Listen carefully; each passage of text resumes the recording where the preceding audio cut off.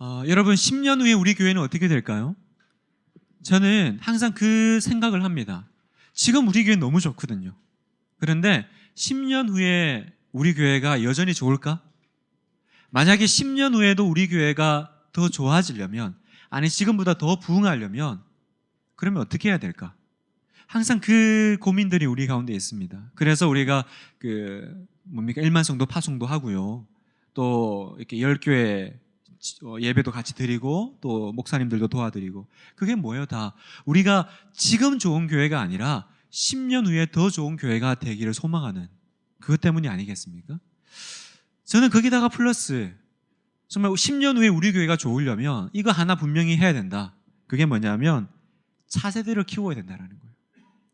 그러니까 우리끼리 그냥 잘 먹고 잘 살고 은혜 누리는 걸 끝나는 게 아니라 우리 안에 그 다음 세대가 사실은 준비되어야 된다는 거죠. 부모의 역할이 그거 아니겠어요? 부모가 나 혼자 잘 먹고 잘 살자면야 우리 굳이 이렇게 애쓰지 않아도 되잖아요. 그런데 내 아들은 어떻게? 내 딸이 살아갈 그때는 어떻게 하면 좋아?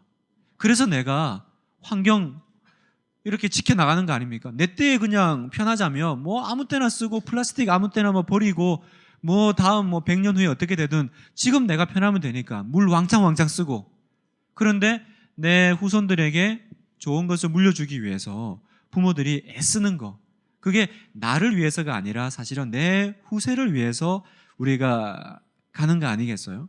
저는 영적으로도 교회 안에 우리 교회가 지금도 좋지만 10년 후에 좋으려면 우리 안에 차세대가 나와야 되고 그 차세대를 준비하는 그 노력들이 있어야 된다는 겁니다. 그런데 여러분, 그 차세대라고 할 때는요, 단지 자라나는 우리 아이들만을 포함하는 게 아니라 목회자들도 포함됩니다. 우리 이찬수 목사님, 우리 이 시대에 우리에게 주셔서 너무 감사해요.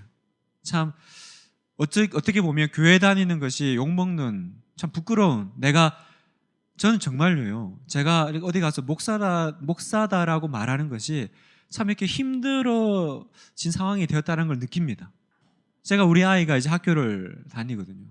학교에 가서 아버지 직업이 뭐냐라고 했을 때 목사다라고 하는 걸 말하는 게 굉장히 부끄럽다? 뭐라고 해야 될까요? 이렇게 자신 있지가 않아요. 그래서 항상 제 아들 보고 절대로 아빠가 뭐 하는 사람인지 말하지 마라. 절대로 말하지 마라. 특히나 우리 아들이 친구를 때려가지고 얼마 전에 그 집에 찾아가서 용서를 빌었거든요. 더더욱 이런 상황에서는 말하지 마라. 근데 우리 아들이 어느 날 미술 시간에 그림을 그리는데 아빠가 잘하는 거를 그리라. 근데 이 아들이 설교하는 걸 그린 거예요. 그래가지고 이게 뭐 하는 그림이냐? 아빠가 설교하는 그림입니다. 그래서 온 지금 반 애들이 다 제가 뭐 하는 사람인지가 다 들통난 거죠. 그래서 얼마 전에 우리 아들이 지금 어떤 애 때려가지고 막 미안하다고 했는데, 그 집이 목사 집이야? 안 그래도 집 어려운 상황인데 여러분 기도해 주세요. 목사를 위해서 기도해야 될 때가 왔습니다, 여러분. 어쨌든 제가 말하고자 하는 요지는 우리 이찬수 목사님이 우리한테 있어서 우리가 누리는 것들이 많잖아요. 그러면 10년 후에 우리 교회가 좋아지려면 어떻게 해야 돼요? 이찬수 목사님 같은, 아니죠, 청출러람, 이찬수 목사님을 능가하는 더 탁월하고 영성 있는 목회자들이 이찬수 목사님 밑에서 만들어지면, 그러면 우리는 소망을 가질 수 있지 않겠습니까? 이찬수 목사님으로 끝나면 안 되잖아요. 그래서 오늘 이 디모데전서, 디도서, 그리고 오늘 우리가 살펴보지는 않을 거지만 디모데 후서, 이 내용들은 사실은 바울이 그 차세대를 키워내는 그 서신서입니다. 그걸 우리는 이제 성경적으로 목회서신이라고 합니다. 그러니까 목양을 위해서, 목회를 위해서 특별히 쓴 편지다라는 거예요. 왜 그렇죠? 바울은 자기가 영원토록 사역할 거라고 생각하지 않았습니다. 자기와 자기의 그 걸출한 그 사역자들, 베드로와 예수님 12제자들 영원히 있지 않을 거예요. 다 역사 뒤로 사라질 겁니다. 그러면 그 뒤에는 어떻게 하면 되죠? 그 뒤에 교회는 어떻게 합니까? 누군가는 말씀을 지도하고 가르쳐야 되잖아요. 그래서 바울이 바로 그 목적으로 남긴 것이 바로 오늘 우리가 살펴볼 디모데전서와 디도서라는 것입니다. 그래서 1차적으로는요. 당연히 그 에베소 교회와 그리고 또 그 그레데, 그 디도가 사역하고 있는 그 교회의 문제를, 그 당면한 문제를 해결하기 위해서 쓴 것이긴 하지만 궁극적으로는 뭡니까? 나와 같은 자 나오기를, 나와 같은 목회자 나오기를, 나와 같은 성도 나오기를 바라는 그 바울의 깊은 그 마음이, 그 비전이 이 서신서 속에 들어가 있다는 겁니다. 이걸 우리가 어떻게 알 수 있냐면 디모데후서 2장 2절에 보면 이렇게 말씀합니다. 또 너는 이제 디모데죠. 많은 증인 앞에서 내게 들은 바를, 지금 바울이 디모데에게서 그 전수해주고 전달해준 거, 그것이 그 다음에 어떻게 해야 되나요? 그걸로 끝나는 게 아니라 또 들은 바를 충성된 사람들에게 부탁하라. 그럼 부탁하면 또 뭐예요? 그들이 또 다른 사람들을 가르칠 수 있으리라. 사역은 계속되어야 된다는 겁니다. 주의 나라는 계속되어야 된다는 겁니다. 그래서 단지 이거는 그러면 이게 목회자들을 위한 어떤 편지인가, 어떤 교회 지도자들을 위한 편지인가, 그렇지 않습니다. 우리는 신약이 들어와서 누구나 어떤 그 하나님 앞에서 그 직분에서 성속이 없죠. 그 구별이 사라졌죠. 내가 있는 그곳에서 나는 왕 같은 제사장이요 거룩한 하나님의 백성으로서 그 직임을 감당할 그 위치에 있습니다. 내가 비록 성도지만 또 가정에서는 또 지도자고요. 그죠? 교회에서는 성도지만 또 내가 있는 섬기는 그 사역 부서에서는 또 하나의 리더고, 또 직장에서는 또 내가 또 하나의 리더로서 또 지도자로서 서 있잖아요. 그러니까 교육자는 교회에서 이 직임을 감당하지만 우리 평신도, 우리 성도님 여러분들은 어디서 감당하십니까? 여러분의 삶의 현장에서 그 일을 감당하시잖아요. 제가 지난번 강좌 때도 얘기했지만 우리가 주님 앞에 가서 주님이 우리에게 물어보실 질문 중에 너는 세상에 살 동안 직업이 뭐였냐라고 절대로 물어보지 않을 거라는 거. 넌 목사였냐? 잘했다. 착하고 충성된 종아. 넌 목사가 아니었어? 너 왜 신학교 안 갔니? 우리 주님이 그런 거 안 물어보실 거라는 거예요. 성속이 없습니다. 내가 있는 자리에서 내가 하나님의 종된 마음으로, 그죠? 내가 목회자 된 마음으로 내 가정을 다스리고, 내 가정을 세워나가고, 내 직장을 세워나가고, 내가 속해 있는 그 사람들을 세워나가는 거. 그리고 똑같은 그 삶의 원리가 접목되는 거예요. 그래서 제가 참 재밌는 말을 들은 게 있어요. 우리 교회는 아니고요. 그 탁월한 그 순장님이 계신데 그분이 그 직장에서 굉장히 탑에 올라가신 거예요. 이제 임원에서 또 더 올라가시는. 그래서 그 목사님이 신방을 가서 물었대요. 어떻게 그렇게 가능하십니까? 어떻게 그렇게 좀 비결을 말씀해 주시면, 우리 다 이렇게 직장 생활하고 또 이렇게 사회생활하는 분 많은데 제가 좀 공유하고 싶은데 답이 뭐예요? 비결이 뭐예요? 그랬더니 그 집사님이 딱 그랬다라는 거예요. 목사님 비결 없는데요? 전 그냥 다락방에서 하던 대로 하는데요? 그러더래요.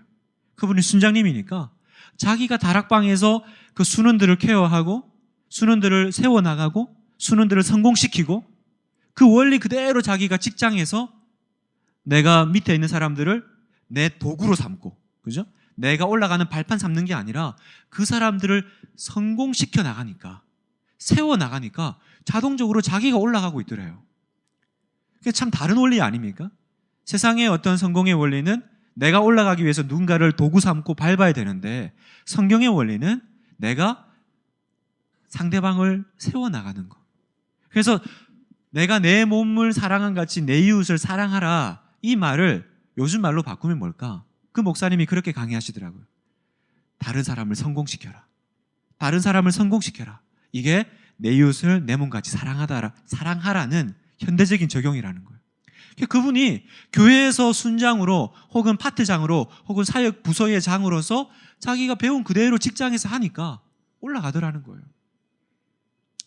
목회자에게 주신 말씀이 아니라 우리 모두에게 주신 말씀인 줄 압니다. 그래서 그 말씀으로 받고 나아갈 때 우리 삶 가운데 주님께서 이 밤에 들려주시는 중요한 메시지가 있는 줄 믿습니다. 그러면 먼저 이 디모데전서 디도서를 우리가 들어가기 전에 이 배경을 좀 알 필요가 있습니다. 왜냐하면 이게 서신서이기 때문에. 서신서는요 항상 그 당시의 배경과 그 상황이 있어야 돼요. 그거 없으면요 서신서는 굉장히 이해하기가 어렵습니다. 그러면 먼저 이 디모데전서와 디도서가 어디에 들어가는 어느 상황에서 나온 건지 우리가 살펴보기를 원하는데요. 여러분 사도행전은 28장으로 끝납니다. 그죠? 그래서 사도행전 28장에서 이제 바울이 로마에 가서 이제 그 감옥에 잡혀서 이렇게 하나님 나라를 전하더라 하면서 딱 끝나요. 그걸로 끝나는 걸까요?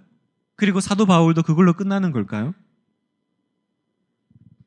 사도 바울의 사역은 사도행전 28장으로 끝나는 것이 아닙니다. 사실은 그 뒤에 있어요. 그걸 우리가 어떻게 알 수 있냐면 다른 서신서와 그리고 초대교회 교부들의 그 증언을 보면 사도행전 28장 그 이후에 바울의 행적을 우리가 찾아 들어갈 수 있습니다. 사도 바울이 쓰신 바울 선생이 쓴 서신서가 총 13권입니다. 13권인데 13권 중에 우리가 사도행전 안에서 그 흔적을 찾을 수 있는 게 6권이에요. 그러니까 이 6권은 이게 지금 어떤 상황 가운데서 나왔구나라는 걸 우리가 알 수 있어요. 그게 뭘까요? 이렇습니다. 갈라디아서, 데살로니가 전서, 후서, 고린도 전서, 후서, 로마서. 하나, 둘, 셋, 넷, 다섯, 여섯. 이 6개는요, 사도행전 안에 우리가 찾을 수가 있어요. 그러면 나머지 그러면 7권은 어디다 끼워야 될까요? 사도행전 28장으로 끝났고 이 6권은 우리가 알겠는데 그 다음 7권의 내용은 사도행전 가운데서 우리가 찾을 수가 없다라는 겁니다. 그럼 우리가 어디서 알 수 있느냐? 이 사도행전 28장 이후에 사도 바울과 관련된 그 사역들을, 그 행적들을 우리가 한번 정리해 보는 것이 그래서 필요하겠다라는 겁니다. 사도행전 28장 이후의 행적은 우리가 총 3가지로 나눌 수 있습니다. 3시기로 봅니다. 첫 번째, 1차 구금 상태 시기입니다. 그러니까 사도행전 마지막인 28장의 상태예요. 이때 이제 예루살렘으로 갔다가 거기서 이제 고소를 당해서 나는 가이사에게 재판 받겠노라. 그래서 이제 로마로 이제 오잖아요. 로마로 와서 갇혀서 있는 그 미결수 상태가 바로 1차 구금 상태예요. 2년간이라고 대략 짐작합니다. 그리고 두 번째 기간이 있어요. 사도 바울은 사도행전에서는 3차 선교 여행까지 나와 있습니다. 그런데 우리가 그 다음 행적이 있다라는 것들을 우리가 추적해서 알 수 있다라는 거예요. 그걸 우리가 임의적으로 4차 선교 여행이라고 부르도록 하겠습니다. 이 부분은요, 학자들마다 조금 의견이 분분합니다. 사도 바울은 풀려난 적이 없다라고 말하는 학자들도 있고요.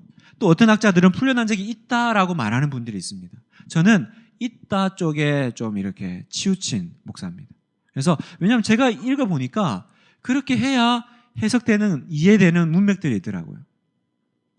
그래서 이때는 일단 그러니까 뭐냐면 2년 동안 갇혀 있다가 고소를 당했는데 아무런 이제 특별히 그 어떤 죄의 어떤 그게 없으니까 계속 묶어둘 수는 없잖아요. 그래서 풀려났다라는 거예요. 풀려나서 한 4년 정도 풀려 있다가 이때 이제 사도 바울이 다시 또 전도 여행을 떠나는데 그때 디모데와 디도와 함께 활동을 합니다. 이 시기가 두 번째 시기고요. 세 번째, 그러다가 다시 구금당합니다. 이때가 AD 66년 4차 선교 유행 이후에 바울의 임종이 이제 가까운, 그러니까 추정컨대 바울이 이때 좀 나이가 한 70 정도 되지 않았을까, 이렇게 이제 우리가 생각합니다. 그래서 여러분, 성경에는요 직접적으로 이 2차 구금 상태, 그러니까 이 선교 유행을 인정하지 않으면 이것도 있을 수가 없는 거 아니겠어요? 그러니까 여기 2차 구금 상태에 대한 직접적인 성경의 기록은 없어요. 그런데 우리가 이 기독교 전승이나 또 이렇게 그 교부들의 내용들을 볼 때 바울이 풀려났다가 선교 여행을 좀 더 할 수 있도록 허락받고 그리고 다시 로마에 재수감되어서 그리고 여러분이 알다시피 로마 외곽에서 이제 참수, 목이 베이는 순교형을 당하고 돌아가시는. 그러면 여러분, 아까 6건은 사도행전 안에 있었다 그랬잖아요. 그럼 사도행전 밖에 있는 7건은 어디에 들어가는 걸까요? 이 사이에 있더라는 거예요. 이 사이에 들어가는 거예요. 자, 그러면 조금 더 보겠습니다. 1차 구금 상태는 이때가 그 로마에 이제 로마 감옥에 갇혀 있는 그 상태잖아요. 그때 여러분이 잘 아시는 옥중서신, 그러니까 옥중, 감옥에 갇혀 있으면서 썼던 편지다라는 겁니다. 로마에 와서 사도 바울이 자기가 지나왔던 교회에 대한 그리움, 그리고 또 하고 싶은 얘기, 그런 것들을 이제 편지로 쓰는 거예요. 그게 뭡니까? 빌립보서, 에베소서, 골로새서, 빌레몬서입니다. 크게 교회에 보낸 거는, 빌레몬서는 개인에게 보낸 거고요. 교회에 보낸 편지는 빌립보서, 에베소서, 골로새서, 이 세 편지를 지금 재판이 끝나지 않은 미결수 상태로 있으면서 썼다라는 겁니다. 미결수라는 건 뭐냐면, 어떻게 감옥에서 이렇게 편지를 막 썼어요? 그 당시에 그 바울이 갇혀있던 상태는 완전히 뭐 쇠창살에 갇혀있는 그런 상태가 아니라 미결수기 때문에 이렇게 셋집을 얻어서 감시 아래 좀 자유롭게 사람을 만날 수 있는, 그러니까 그 집에 찾아오는 사람들은 누구나 만날 수 있고 좀 왕래가 자유로운 그런 상태였던 것 같아요.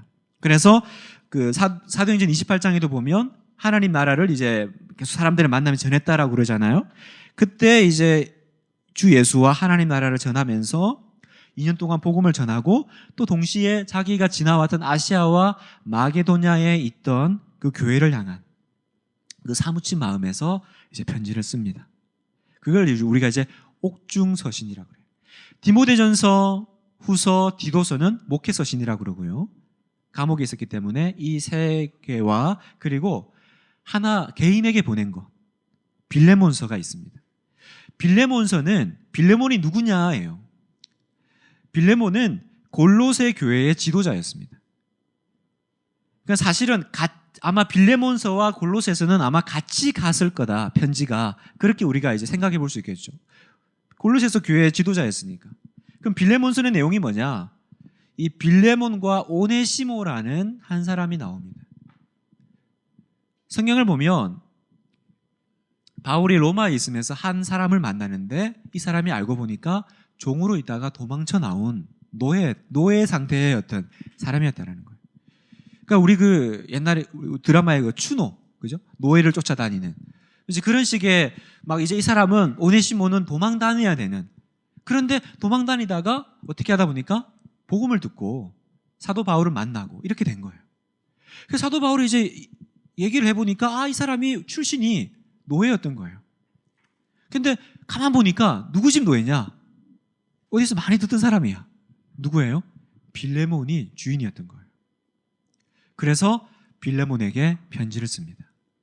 이 사람을 자유케 해다오. 이제 그 내용을 이제 편지를 써요. 이 사람이 뭔가 너에게 손해가 끼친 게 있으면 그거는 내가 갚겠다. 그리고 너는 내 말대로 해줄 줄 믿는다. 빌레몬, 난 널 믿으니까. 뭐 이런 내용입니다.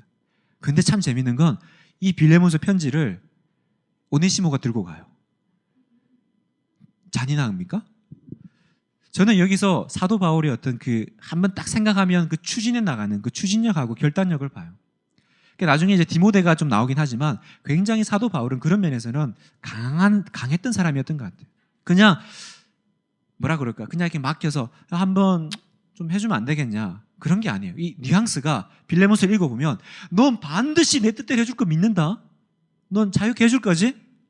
내가 널 믿어. 내가 한번 갈 건데 가면 우리 그런 상태에서 만나자. 뭐 그런 뉘앙스가 이렇게 비춰져요.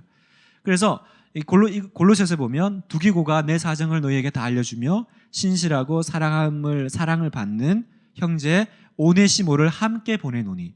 골로새서잖아요. 골로새 교회에 보낸 편지 아닙니까? 그런데 오네시모가 같이 가요.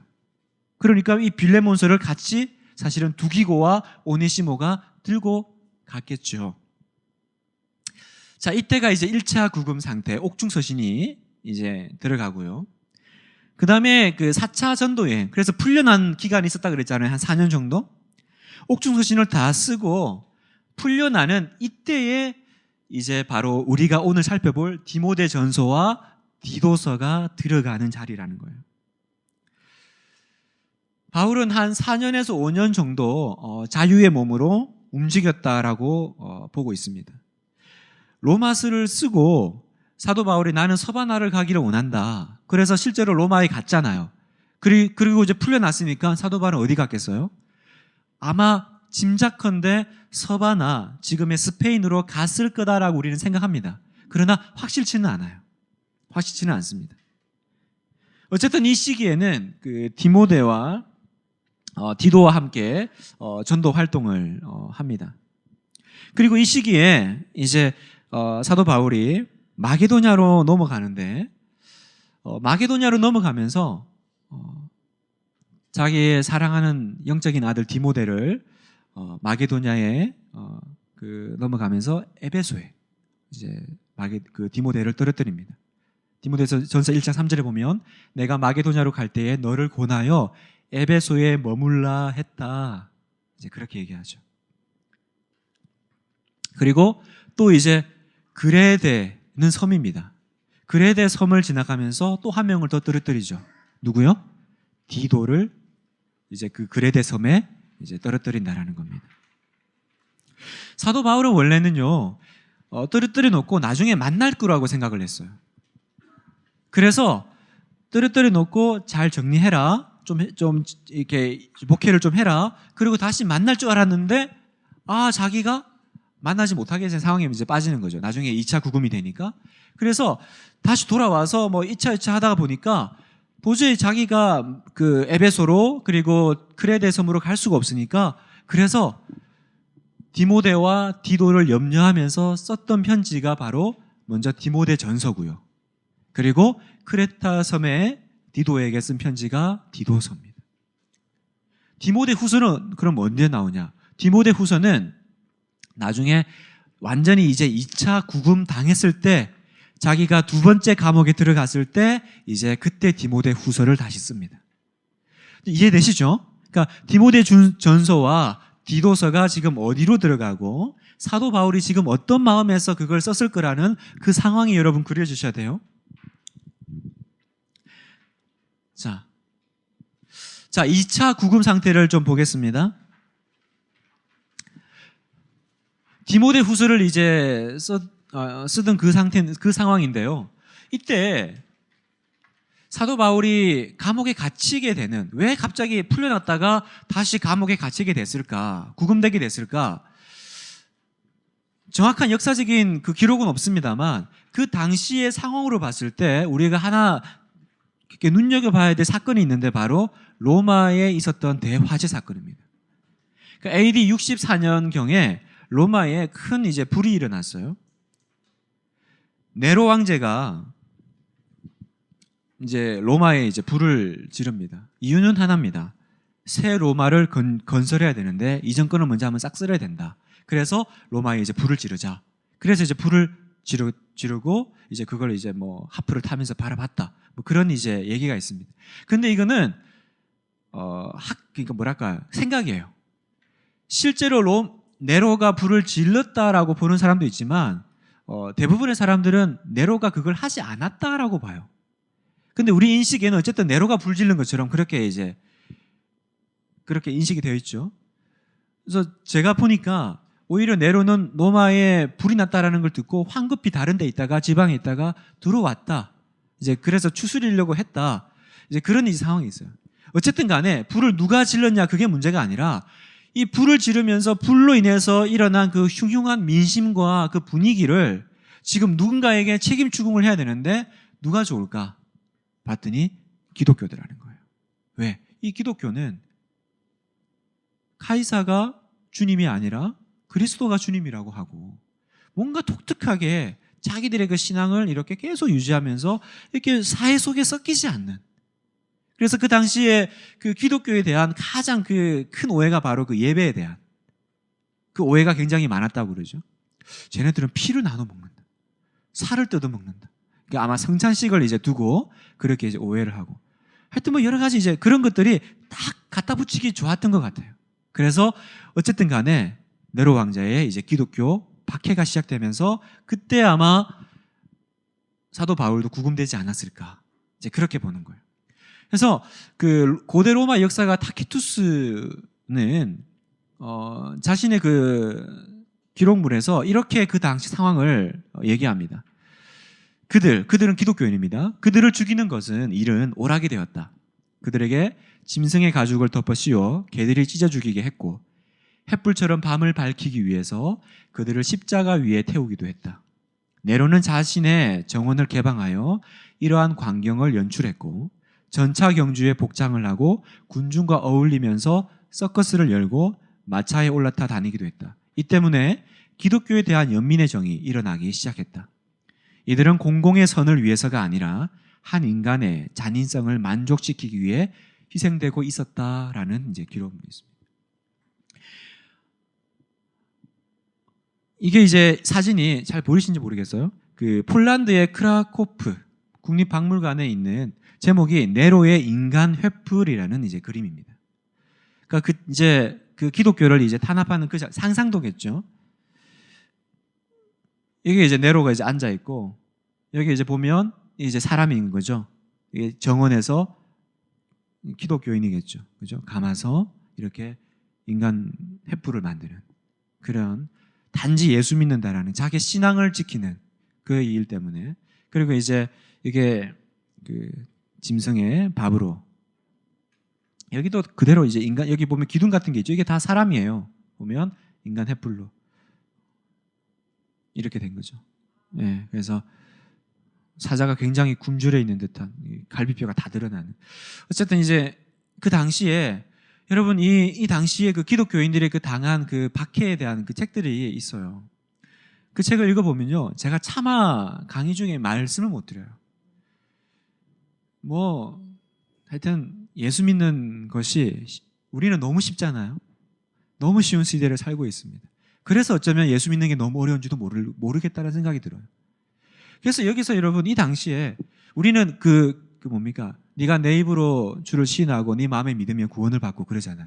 그래서 입으로 시인하면 구원받는다 그래서 우리는 기도하면 예수님 믿습니다. 그러면 그냥 자동으로 구원받는 것처럼 우리는 그렇게 많이 해석을 합니다만 여러분 입으로 예수를 주라 시인하고를 말하는 그 당시의 상황을 보셔야 돼요.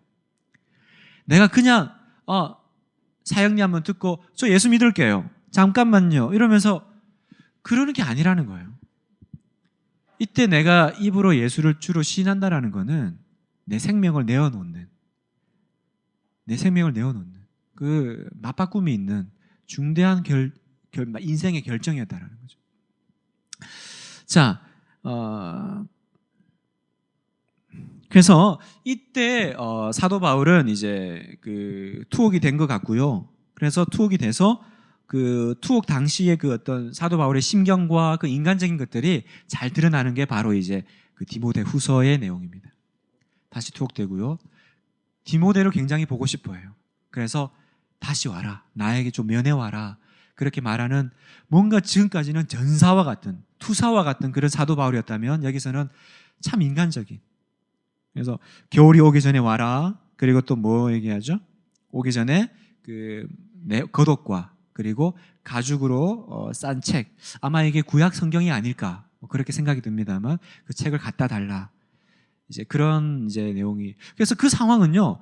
1차 로마 그 감옥에 갇혀가지고 셋집에서 이렇게 많은 사람들을 만나면서 그 느낌은 아닌 거예요. 그 느낌은 아닌 거예요. 다른 감옥, 다른 상황이지 않았나. 우리는 이제 그렇게 이제 생각을 합니다. 그리고 이제 이 디모데 후서를 끝으로 사도 바울은 정말로 이제 성경에서 사라집니다. 디모데 후서가 사도 바울의 이제 마지막 그런 흔적이고요. 기록에 의하면 마지막 투옥되었던 마메르틴 감옥 그 대로변에서 목이 잘려서 이제 참수당했다. 사도 바울은 그렇게 이제 전해지고 있습니다. 사도 바울에 대해서 조금 얘기를 하고 넘어가겠습니다. 우리가 참 그 하나님에게 사로잡힌 자, 그죠? 그 복음에 사로잡힌 자. 제가 지난번 그 금요 기도 때도 이 사도 바울은 오직 나는 성령에 매여 그 기는 분명히 나에게 결박과 환란이 기다린다고 하나 나는 간다.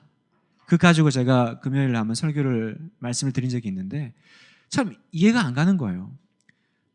주변에서 다 말리고 사도 바울님 가면 죽어요.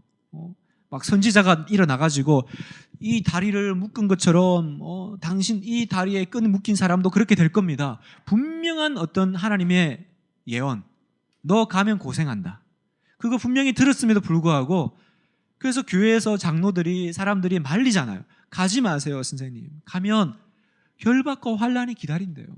그런데 뚫고 나가요. 오히려 그렇죠. 왜 내 마음을 상하게 하느냐? 왜 나로 힘들게 해? 난 결박당하는 게 지금 문제가 아니라 난 죽을 각오하고 가는 거야. 왜 그럴까요? 사도 바울은 지금 고난이 문제가 아니라 그 속에 불붙은 이 복음을 대한 그 비전. 그래서 저는 이 사도 바울이 정말로 그 비전의 사람이 아니었나. 여러분, 우리가 비전을 얘기할 때는요, 비전을 직업을 얘기하시면 안 돼요. 먹든지 마시든지 무엇을 하든지 그리스도의 영광을 위해서 하는 그것이 비전이어야 되죠. 그러니까 우리가 무엇을 하든지 내가 그 그리스도의 이름을 위하여, 내가 그 나라를 위해서 하는 것, 그게 비전이어야 돼요. 그래야만 우리의 삶이 정말 내 있는 이 현장이 정말 주님이 주신 나의 목회 현장이 되고 나의 십자가 길이 되고 내 좁은 길이 되는 거예요. 사도 바울은 비전의 사람이었습니다. 우리가 일반적으로 안정된 기반을 잡으면 안착하고 싶은 게 우리 마음의 그 본질 아닙니까? 본능 아니에요? 그래서 우리가 교회에서도 조금 이렇게 봉사하고 수고하면 됐다. 이제 그만하자. 이제 됐어. 교회가 날 많이 썼어. 이제 날 내려놓을 때가 좀 됐잖아. 이 교회는 한번 붙잡으면 내려놓을 줄을 몰라. 아주 그냥 세상 말로 뽕을 뽑는 거나 뽕을 뽑아 아주 그냥. 그게 사실은 이상한 게 아니라 우리 인간적인 마음이에요. 그런데 사도 바울은 3차 여행까지 마무리했으면 됐잖아요. 그런데 사도행 19장 21절에 보면 이 일이 있은 후에 바울이 마게도냐와 아가야를 거쳐 예루살렘에 가기로 작정하고, 그러니까 아무도 예루살렘에 가라고 한 사람이 없어요. 그런데 사도 바울은 결박과 환란이 기다리는 그 예루살렘을 향해서 자, 이제 3차 여행 끝냈으니까 또 올라가자. 왜 이러는 거예요? 왜? 그러면 또 예루살렘이 끝이 아니라 거기 갔다가 또 그 후에 로마도 보아야 하리라. 그 로마가 끝이냐? 로마서 15장 보면 이 지방에 일할 곳이 없고 내가 서바나로 가야겠다. 그래서 28장에 보면 그러므로 내가 이 일을 마치고 이 열매를 그들에게 확증한 후 너희에게 들렸다가, 너희는 로마 교인들이죠, 서바나로 가리라. 바빠요. 인생이 바빠요. 여러분은 뭘로 바쁘세요? 여러분을 지금 가슴 뛰게 하고 있는 건 뭡니까? 사도 바울은 성령에 매여, 나는 오직 성령에 매여 환란이 기다리는 그곳으로 뚜벅뚜벅 걸어간다. 여러분은 뭐에 매여서 걸어다니세요? 이거예요. 저는 우리는 어차피요, 제가 우리 순자님들하고도 이런 얘기를 나눴지만 우리는 어차피 힘들어요. 그러면 어차피 사는 게 힘들면 우리 결정해야 돼요. 나는 뭐 때문에 힘들어야 되는 사람인가? 나는 뭐 때문에 힘들어야 되는 사람인가? 그러니까 나는 왜 힘든가? 이렇게 말하면 안 되고요. 힘들다. 그래서 왜 뭐가 힘드세요? 그게 힘드세요? 어떻게 하면 좋을까? 그렇게 그냥 서로 자조하고 위로받는 그런 관계가 아니라 내가 나 스스로에게 물어보세요. 나는 주님 앞에 갈 때까지 뭐 때문에 힘들어야 하는 사람인가? 여러분은 뭐 때문에 힘들기로 결정하신 분이에요?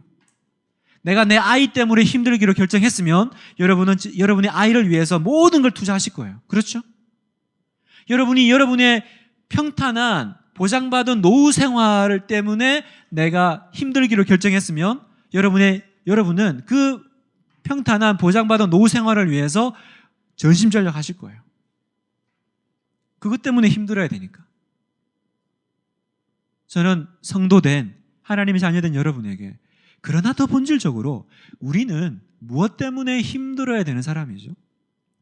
자, 그런 생각을 제가 목사로서 제 자신에게 던져보는 거예요. 이 시대에 목사로 사는 게 참 힘들다. 그냥 택시나 운전하고 그냥 마음 편히 살았으면, 제가 택시 기사님을 제가 이렇게 낮춰서 말하는 게 아니라 이 목사의 자리가 어려우니까. 근데 반대로 얘기하면 이렇게 물어볼 수 있는 거죠. 목사는 뭐 때문에 힘들어야 되는 사람인가? 나는 뭐 때문에 힘들어야 되지? 그거 생각하면요, 내가 지금 왜 힘든지 이것 때문에 그 무게감에 깔려 죽지 않을 수 있더라고요. 아이 때문에 힘들기로 결정하신 부모님들은 그 아이를 위해서 모든 것 다 희생하고 바치는 거 힘들어하지 않으시더라고요. 아이를 위해서도 뭐든지 희생할 수 있어요. 그것 때문에 힘들기로 결정했으니까. 그래서 집사님 힘드시죠? 어떻게 그렇게 다 감당하세요? 에이, 뭐 힘들어요. 다 하는 건데. 원래 제가 할 일이죠 뭐. 그게 어떻게 할 일이에요. 그렇게 안 하는 분들도 얼마나 많은데.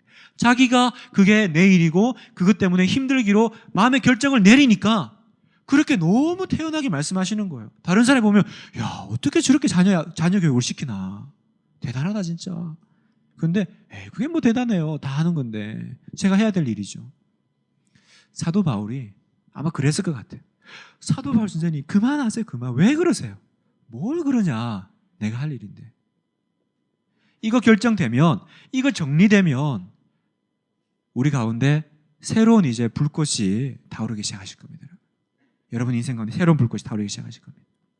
그 다음 두 번째, 바울은요 사람을 만드는 사람이었다는 거예요. 우리 인상에는요 사도 바울에 대한 좀 이 까칠한 이미지가 있습니다. 그죠? 뭔가 얘는 이분은 혼자 일하고 뭔가 이렇게 사람들하고 잘 안 어울리고 그 단초를 제공한 사건이 있었죠. 바로 이 사도행전 15장 39절에 보면 서로 심히 다투어 피차 갈라서니 바나바는 마가를 데리고 배 타고 구브로로 가고 바울은 실라 데리고. 그러니까 이 바나바와 사역하다가 마가를 데려가냐 마냐 문제 때문에 마가 못 데려간다. 사도 바울이 거절한 거예요. 왜? 얘는 전에 한번 우리랑 갔다가 마가가 한 번에 사역하다가 너무 힘들어가지고 도망을 갔나 봐요. 그러니까 그 전력이 있으니까 얘 또 도망갈 수 있어. 안 돼. 데려가면 안 돼. 바나바는 데려가자. 바나바는 위로의 사람이니까. 근데 사도 바울은 딱 잘라서 안 돼. 근데 안 돼가 아니라 바울과 심히 다투어. 그러니까 성경에서 웬만큼 심하지 않으면 심히 다투어라 말 썼겠어요? 바나바와 둘이 뭐 이렇게 목을 잡고 이렇게. 어쨌든 그래서 갈라진 거예요. 바나바가 누굽니까? 사도 바울을 교회 안으로 들어오게 한 정말 사역의 은인 아닙니까? 모두가 사도 바울을 의심하면서 저 인간 혹시 꿍꿍이 있는가? 우리 잡아 죽이려고 들어온 거 아니야? 했을 때 자기를 변호해 준 그 바나바와 가차없이 갈랐습니다. 그래서 이 바울은 혼자 일하는 뭔가 그런 이미지? 까칠한.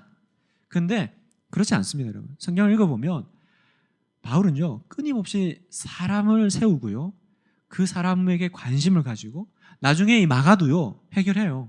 보면 디모데 4장 11절에 보면 누가만 나와 함께 있느니라.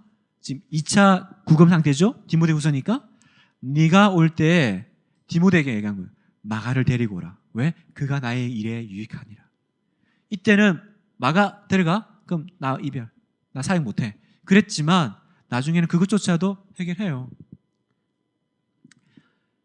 성경 읽어보면 사도 바울이 모든 서신서마다 한 사람 한 사람에게 안부를 전하고 묻고, 특히나 이제 오늘 우리가 살펴볼 목회 서신을 보면 자기가 다 하면 되지. 자기가 얼마나 탁월해요. 그런데 그러지 않고 디모데를 세우고 디도를 세우고, 또 디도가 얼마나 연약했어요. 그 부분들에 대해서 걱정하고 그런 모습들. 왜 그랬습니까? 다 이유는 하나입니다. 나와 같은 자 나오기를. 나와 같은 자 나오기를.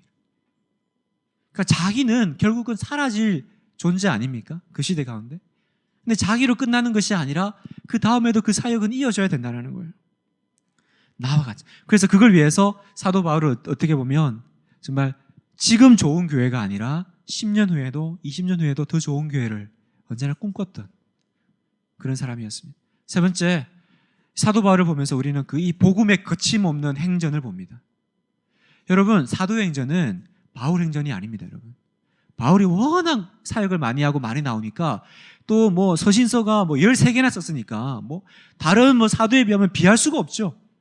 그러니까 그냥 신약 예수님 후반을 보면 아주 그냥 사도 바울로 그냥 다 덮여져 있어요. 그래서 어떤 자유주의 신학자들은 기독교는 바울이 만든 거다. 원래 예수님은 그렇게 의도하지도 않았고 예수님의 제자들도 그렇게 의도하지 않았다. 제자들이 그렇게 의도하지 않았다는 게 뭐냐? 제자들보다 사도 바울이 편지를 더 많이 쓴 거예요. 더 막 글을 많이 남기고 그런 거 보니까 이거는 바울 신학이라는 거예요. 바울 신학. 예수님 신학도 아니고 바울이 만든 신학이고, 이 기독교의 모든 거는 사실은 바울이 다 깔아놓은 거다. 이제 그렇게 얘기합니다. 그러나 여러분, 사도행전은 바울 행전이 아닙니다. 바울이라는 그 한 사람을 통해서 얼마나 복음이 거침없이 그 당시의 그 세상을 향해서 뻗어나갔는지, 휩쓸어 갔는지를 보여주는 복음 행전이에요. 복음 행전. 그래서 여러분, 바울이 아니라 복음을 보면요, 사람들은 바울을 뭐라 그럴까요? 거절했던 게 아니에요. 그죠? 사람들은 바울을 미워했던 게 아니에요. 사람들은 복음을 미워했던 거예요. 성경에는요, 두 가지 반응이 꼭 나옵니다. 복음이 들어가면 보세요. 똑같이 사도행전 2장 37절에 그들이 이 말을 듣고, 복음이죠, 마음에 찔려 베드로와 다른 사도들에게 물어 이르되 형제들아 우리가 어찌할꼬, 회개의 모습들이 있고요. 또 다른 하나는 똑같이 그들이 이 말을 듣고 마음에 찔려, 성경은 고의적으로 똑같은 표현을 쓰십니다. 이 말을 듣고 마음에 똑같이 찔렸는데 한 사람은 우리가 어찌할꼬 했는데 한 사람은 그를 향하여 이를 갈거늘. 복음이 가는 곳에는 언제나 수용과 그리고 거부가 있습니다. 그 가운데 절충이 없어요. 절충이 없어요. 그래서 여러분, 교회는 사실 세상으로부터 사랑받는 자리가 아닙니다. 우리 그걸 아셔야 돼요. 너무 교회가 세상으로부터 인정받고 사랑받으려고 하면 안 된다고 저는 생각합니다. 우리 안에 진짜 복음이 있으면 사실은 교회는요, 세상으로부터 거절당해야 돼요. 욕먹어야 돼요. 근데 요즘 우리 지금 한국 교회 문제는 뭐냐면, 욕은 먹기는 먹는데 복음 말고 다른 걸로 욕을 먹어서 문제인 거예요. 그게 안타까운 거죠. 세상이 우리를 거절하는데 거절하는 이유가 우리의 바른 삶과 복음에 매여 있는 삶 때문이 아니라 다른 것 때문에. 그래서 가슴 아픈 거예요. 그러나 어쨌든 본질적으로 교회는요, 세상으로부터 환영받는 단체가 아닙니다. 예수님이 뭐라고 그러셨어요? 세상이 나를 미워하였으니까 너희도 미워할 거다. 주님은 분명히 얘기했어요. 세상은 너희를 사랑하지 않을 거다. 네가 정말 내 말대로 살면. 정말 이 복음 행전이 우리 가운데서 회복되기를 원합니다. 그래서 이 복음 때문에 교회가 수용되느냐 거부되느냐, 이 문제가 돼야 되는데 우리는 지금 이 본질에서 떠나가지고 다른 것 때문에 수용되거나 거절되고 있고, 또 그렇게 하다 보니까 우리가 지금 헷갈려하고 있어요. 이 교회의 본질이 마치 착한 사람들이 모여있는 공동체, 착한 일을 많이 하는 공동체, 선한 일을 많이 하는 공동체인 걸로만 착각해요. 아닙니다, 여러분. 교회는 사회활동하는 단체가 아니에요. 교회는요, 불우한 이웃 돕는 단체가 아닙니다. 그 일은 해요. 하지만 그게 본질이 아닙니다. 본질은 복음이에요, 복음. 복음이에요. 그래서 저는 이번에 우리 목사님이 2학기에 우리 교회 다시 복음으로, 다시 복음 앞에, 저는 살뜰렸어요. 저 그 얘기 나중에 들었거든요. 다시 복음 앞에. 교회가 복음 때문에 핍박받아야 되는 시대로 들어가자라는 거 아니겠어요? 저는 우리 주님께서 그걸 우리 목사님을 통해서 우리 안에 다시 복음으로, 이 복음 행전이 너희 안에 선포되어야 된다, 회복되어야 된다, 그렇게 말씀하신다고 믿습니다. 디모데전서 우리 보고 또 디도서 바로 또 살펴보겠습니다. 먼저 디모데전서니까 디모데가 누군지를 좀 짚고 넘어가겠습니다. 디모데는요, 혼혈인입니다. 혼혈인. 어머니는 유대인이고요, 아버지는 헬라인. 이제 헬라는 이제 그리스인이죠. 성경에 보면 그 디모데의 그 어머니의 이름이 나옵니다. 유니게와 외조모, 그 할머니죠, 로이스로부터 어릴 때부터 신앙을 전수받고 물려받은 그런 사람으로 나옵니다. 그래서 어릴 때부터 이렇게 신앙 생활을 잘 이렇게 해왔던 사람인데, 바울의 1차 전도 여행 때, 거기가 이제 루스드라입니다. 1차 전도 여행 때 만나요, 바울을. 만나서 이제 바울과 함께 같이 이제 2차 여행부터 다니기 시작합니다. 그래서 사도 바울은 그 디모데를 동역자 그리고 특별히 믿음의 아들로 부릅니다. 동역자요, 나의 믿음의 아들, 믿음의 아들. 어떻게 디모데가 사도 바울과 합류하게 됐을까?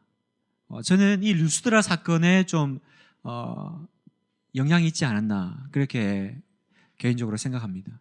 루스드라에서 어떤 일이 있었냐면 사도 바울이 복음 전하다가 돌에 맞아서 죽은 줄 알고 성 밖에 내던지는 그런 일이 있습니다. 그런데 죽은 줄 알았는데 다시 일어나서 들어가서 또 복음을 전하는, 거의 뭐 좀비 같은 그런 사도 바울.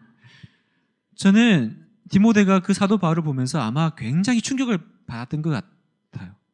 그러니까 이게 진짜냐 아니냐, 이제 그 부분에서 아마 디모데가 자기가 어릴 때부터 믿어왔지만 어느 한 정말 그 주님을 인격적으로 만나고 내가 진짜 주님을 위해서 헌신하고 살아야겠다라는 것을 사도 바울을 보면서 아마 느꼈던 것 같아요. 그래서 1차 여행 때 만나고 2차 여행 때 바로 그냥 사도 바울과 함께. 디모데의 성격으로 봐서는 참 어려운 일이거든요. 나중에 보겠습니다만 전도 여행을 이제 시작합니다. 그래서 디모데의 사역은요, 그 사도 바울과 같이 이렇게 전도 여행을 하다가 나중에 이제 그 로마 감옥에서 출소 이렇게 나온 뒤에 아까 얘기한 대로 디모데가 에베소에다가 디모데를 이제 내려놓죠. 여러분, 에베소 교회는 고린도 후서를 어떻게 읽을 것인가 그때 잠깐 설명을 드린 적이 있습니다. 에베소 교회는 바울이 2차 전도 여행 때 세웠던 교회고, 먼저 그 에베소 교회는 유명한 부부 사역자가 있었죠. 브리스길라와 아굴라가 그곳에 사역을 했습니다. 그리고 3차 전도 여행 때는 본인이 직접 한 3년 동안 제자 훈련을 시켰던 애착이 있는 교회였습니다. 그러니까 애착이 있었기 때문에 사도 바울은 그냥 지나오지 못하고 디모데를 이제 그 에베소 교회에 남겨두고 이제 옵니다. 그런데 이제 여기서 이 디모데가 에베소 교회를 사역하면서 그 사역하는 이제 디모데에게 디모데 전서를 썼는데, 그걸 보면 디모데가 어떤 사람인지를 좀 더 구체적으로 알 수 있어요. 그러니까 디모데는요, 뭔가 젊고 좀 민감하고 좀 예민한 성격의 좀 소유자였던 것 같아요. 사도 바울과는 정반대의 성격이죠. 어떻게 보면 사도 바울은 뭐예요? 추진력이 있고 결단력이 있고 한번 밀고 나가는 황소 같은 그런 그런 사도였으면, 디모데는 반대로 좀 이렇게 어떻게 보면 좀 우유부단한, 좀 유약한 이미지에. 그래서 그 디모데 전후서에 보면 너의 그 위장병을 위해서 포도주를 좀 써라, 그런 말이 나오죠. 그 말이 왜 나왔을까? 아마 그런 어떤 혼자서 끙끙 앓고 이렇게 좀 소심히 하는 그런 거 있으니까, 그런 사람들 대부분 이제 위장병이 좀 있으시잖아요. 그래서 그것 때문에 아마 그 약 대신에 포도주를 이제 좀 써라고 이제 아마 사도 바울이 얘기했던 것 같아요. 그러니까 디모데 전서를 보면 이 뭔가 이렇게 이제 이때가 그 바울이 한 70세 정도 될 때 노사도였으니까 그 젊은 자기 이제 그 믿음의 아들에게, 그 목회자에게 좀 뭔가 좀 강하고 좀 담대하게 그 사역을 하기를 원하는 그 마음으로 이렇게 격려해주고 이렇게 직언해주는 이제 그런 내용이 나옵니다. 그 결과였을까요? 정말 이렇게 민감하고 예민하고 또 이렇게 쏘가리를 하는 그 디모데였지만, 나중에 아까 제가 사도 바울이 왜 그렇게 했다 그랬어요? 나와 같은 자 되기를. 그래서 전성에 의하면 디모데도 도미티아누스 황제의 기독교 박해 때 똑같이 사도 바울처럼 순교했다, 그렇게 기록이 되어 있습니다. 고린도전서 11장 1절에 이렇게 얘기합니다. 내가 그리스도를 본받는 자 된 것 같이 너희는 나를 본받는 자가 되라, 이렇게 얘기합니다. 사도 바울이 이렇게 애쓰고 힘썼던 이유는 하나예요. 그가 나를 본받는 자 되기를. 그런 면에서 저는 참 분당 우리 교회에 와서 참 특별한 경험을 하고 있는 것 같아요. 저는 가끔 이렇게 생각이 들어요. 왜 내가 이 시대에 이 교회에 와서 이 목사님과 함께 사역을 하고 목사님과 함께 사역하는 이 시점이 하필 이렇게 정말 영적으로 힘들고 교회적으로 어려운 시기일까? 저는 그래서 우리 목사님 하는 거 가만히 지켜보고 있어요. 저분이 뭐라고 말씀하시나? 우리 목사님은 잘 몰라요. 저는 조용히 있거든요, 사실은. 교육자실에서도 조용히 있고요. 목사님하고 회의할 때도 가능한 목사님이 눈이 안 보이는 이렇게 기둥 뒤 뭐 이런 사람과 사람 사이에 나랑 비슷하게 생긴 사람 속에 들어가 앉아 있다든지 그 속에 있으면 잘 안 보이거든요. 그렇지만 저는 이제 딱 보고 있습니다. 저분이 뭐라고 말씀하시는지, 그리고 어떤 문제가 생기면 어떻게 해결하시는지, 또 어떤 그 비전을 가지고 계신지, 그리고 앞에서 보일 때랑 또 저는 이제 교육자니까 교회 안에서 얼마나 가깝게 봐요? 전 다 지켜보고 있거든요. 엄마가 지켜보고 있다가 아니라 부목사가 지켜보고 있다요. 지켜보고 있는데 저는 참 그 하나님께서 이찬수 목사님 밑에 저를 이렇게 사역하게 하신 그 뭔가 이유가 있지 않나, 저는 그렇게 생각이 듭니다. 정말로 사도 바울 밑에서 디모데가 사도 바울 같은 그런 사역으로 나왔듯이 참 미천하지만 미력하지만 지켜보는 거로 끝나지 않고 또 그 대를 이을 수 있는 그런 어떤 좀 일들이 저는 지켜보기만 하지만 분당 우리 교회 교육자들 가운데 참 대단하신 분들이 많거든요. 또 좋으신 우리 목사님들이 참 많아요. 그래서 제가 아니더라도 저는 그렇게 되지도 않고요. 우리 다른 목사님들 중에 정말 그 포스트 이찬수가 나와서 그 이찬수가 한 명이 아니라 좀 여러 포스트 이찬수가 나와서 또 정말 이렇게 한국 교회를 이렇게 펼쳐나갈 수 있는 그런 일들이 진행되기를 저는 한번 소망해 보는 거예요. 소망해 보는 거예요. 그래서 저는 제가 이 교회의 부목사라서가 아니라 참 이렇게 참 애를 많이 쓰시나. 굉장히 부목사들이 애를 많이 쓰세요. 지난주 주일 예배 때도 목사님이 그런 얘기를 했습니다만, 저는 이제 제가 다양한 교회에서 이제 사역을 하고 또 다양한 이제 또 동료 교육자들이 있잖아요. 얘기를 들어보면 대부분의 담임 목사님들은 이렇게 부교육자에 대한 실망감이 좀 크세요. 왜 안 그러겠어요? 정말 이렇게 좀 담임 목사처럼 그렇게 사역해주면 좋은데 부교육자들이 다 또 젊고 어리고 또 미숙하니까 딱 그러지 못한 거예요. 그래서 참 이렇게 담임 목사님들이 이렇게 많이 실망을 좀 하시는 것 같아요. 근데 우리 목사님 보면 실망은 하지만 포기는 안 하시는 것 같더라고요. 한 번은 제가 목사님한테 그 얘기 드린 적이 있어요. 실제로 목사님은 참 다른 분하고는 다르게 실망은 하시지만 포기를 안 하시는 것 같아요. 뭔 꿍꿍이세요? 그게 목사님의 로망입니까? 목사님이 부교육자를 향한 로망입니까? 제가 처음에 우리 교회 왔을 때 목사님이 저를 자주 불렀어요. 개인적으로 1대1로 그냥 전화가 와요. 와서 김 목사 뭐하냐? 영화 보러 가자. 그래요. 그래서 가서 그 영화 한번 보고 나와요. 아무것도 하지 않아요. 사역에 대해서 이 큐티 사역이 어떻고 그런 얘기 하지 않아요. 그냥 영화 보고 그때 뭐 먹었더라? 그 베트남 쌀국수 먹고 그러고 나왔어요. 처음에는 너무 어리둥절한 거예요. 제가 담임 목사님한테 보통 그런 전화 받을 때는 불효령이 떨어질 때 또 뭔가 올 게 왔다. 마음의 준비를 하고 가는 자리거든요. 근데 영화 가서 영화를 보는데 한번 기억이 나요. 저녁 이제 낮에는 이제 사역을 해야 되니까 저녁에 이제 심야 영화를 봤는데 팝콘을 이제 사주시더라고요. 팝콘을 이렇게 먹는데 목사님이 팝콘을 너무 열심히 드시는 거예요.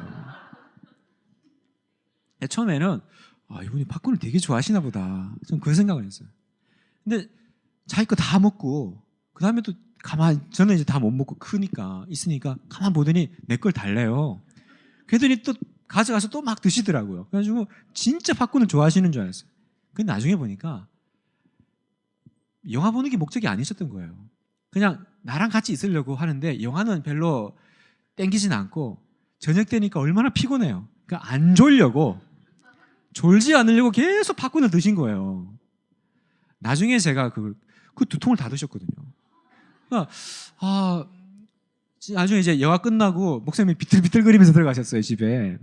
들어가시는데 가라 김 목사 그러고 들어가시는데 제가 목사님 모르실 거예요. 제가 그 뒷모습을 한참 봤던 기억이 나요. 뭐지 이분은? 내가 알고 있는 담임 목사의 어떤 그 스티리오타입을 완전히 그냥 무너뜨리는 그런 일이 가끔 있어요. 정말 이렇게 가끔 부르면 가면 이렇게 막 사역이 어떠냐, 너 똑바로 해라, 뭐 그러지 않아요. 행복하냐? 내가 뭐 도와줄까? 힘들만 말해라. 뭐 맨날 그런 얘기만 하시고.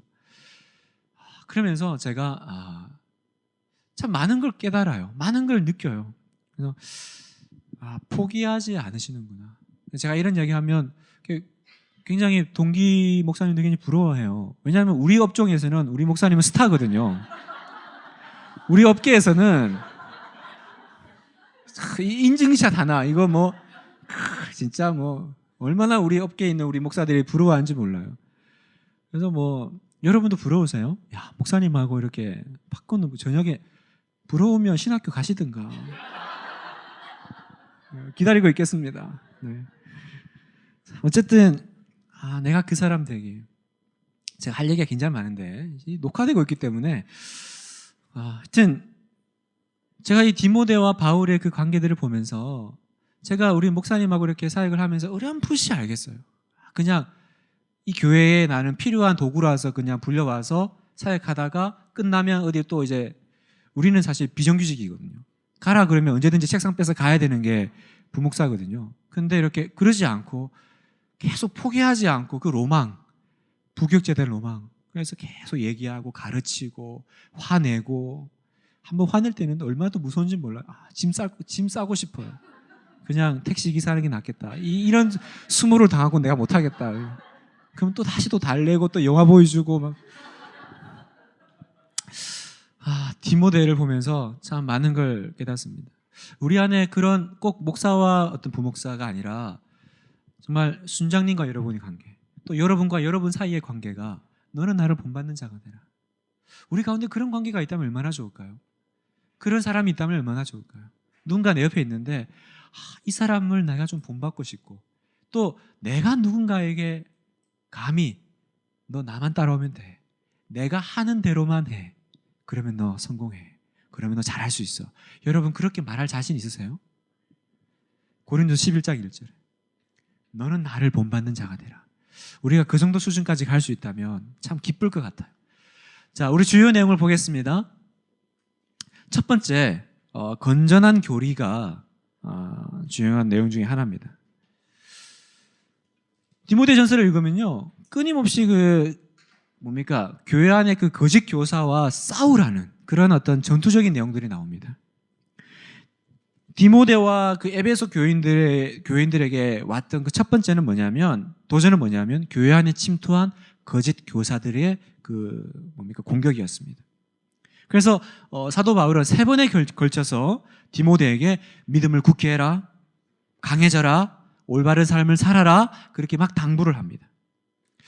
여러분, 지금도 이게 사실은 유효한 그런 권면 아닙니까? 우리 속에 들어와 있는 이단과 맞설 수 있는 우리의 무기가 있다면 뭘까요?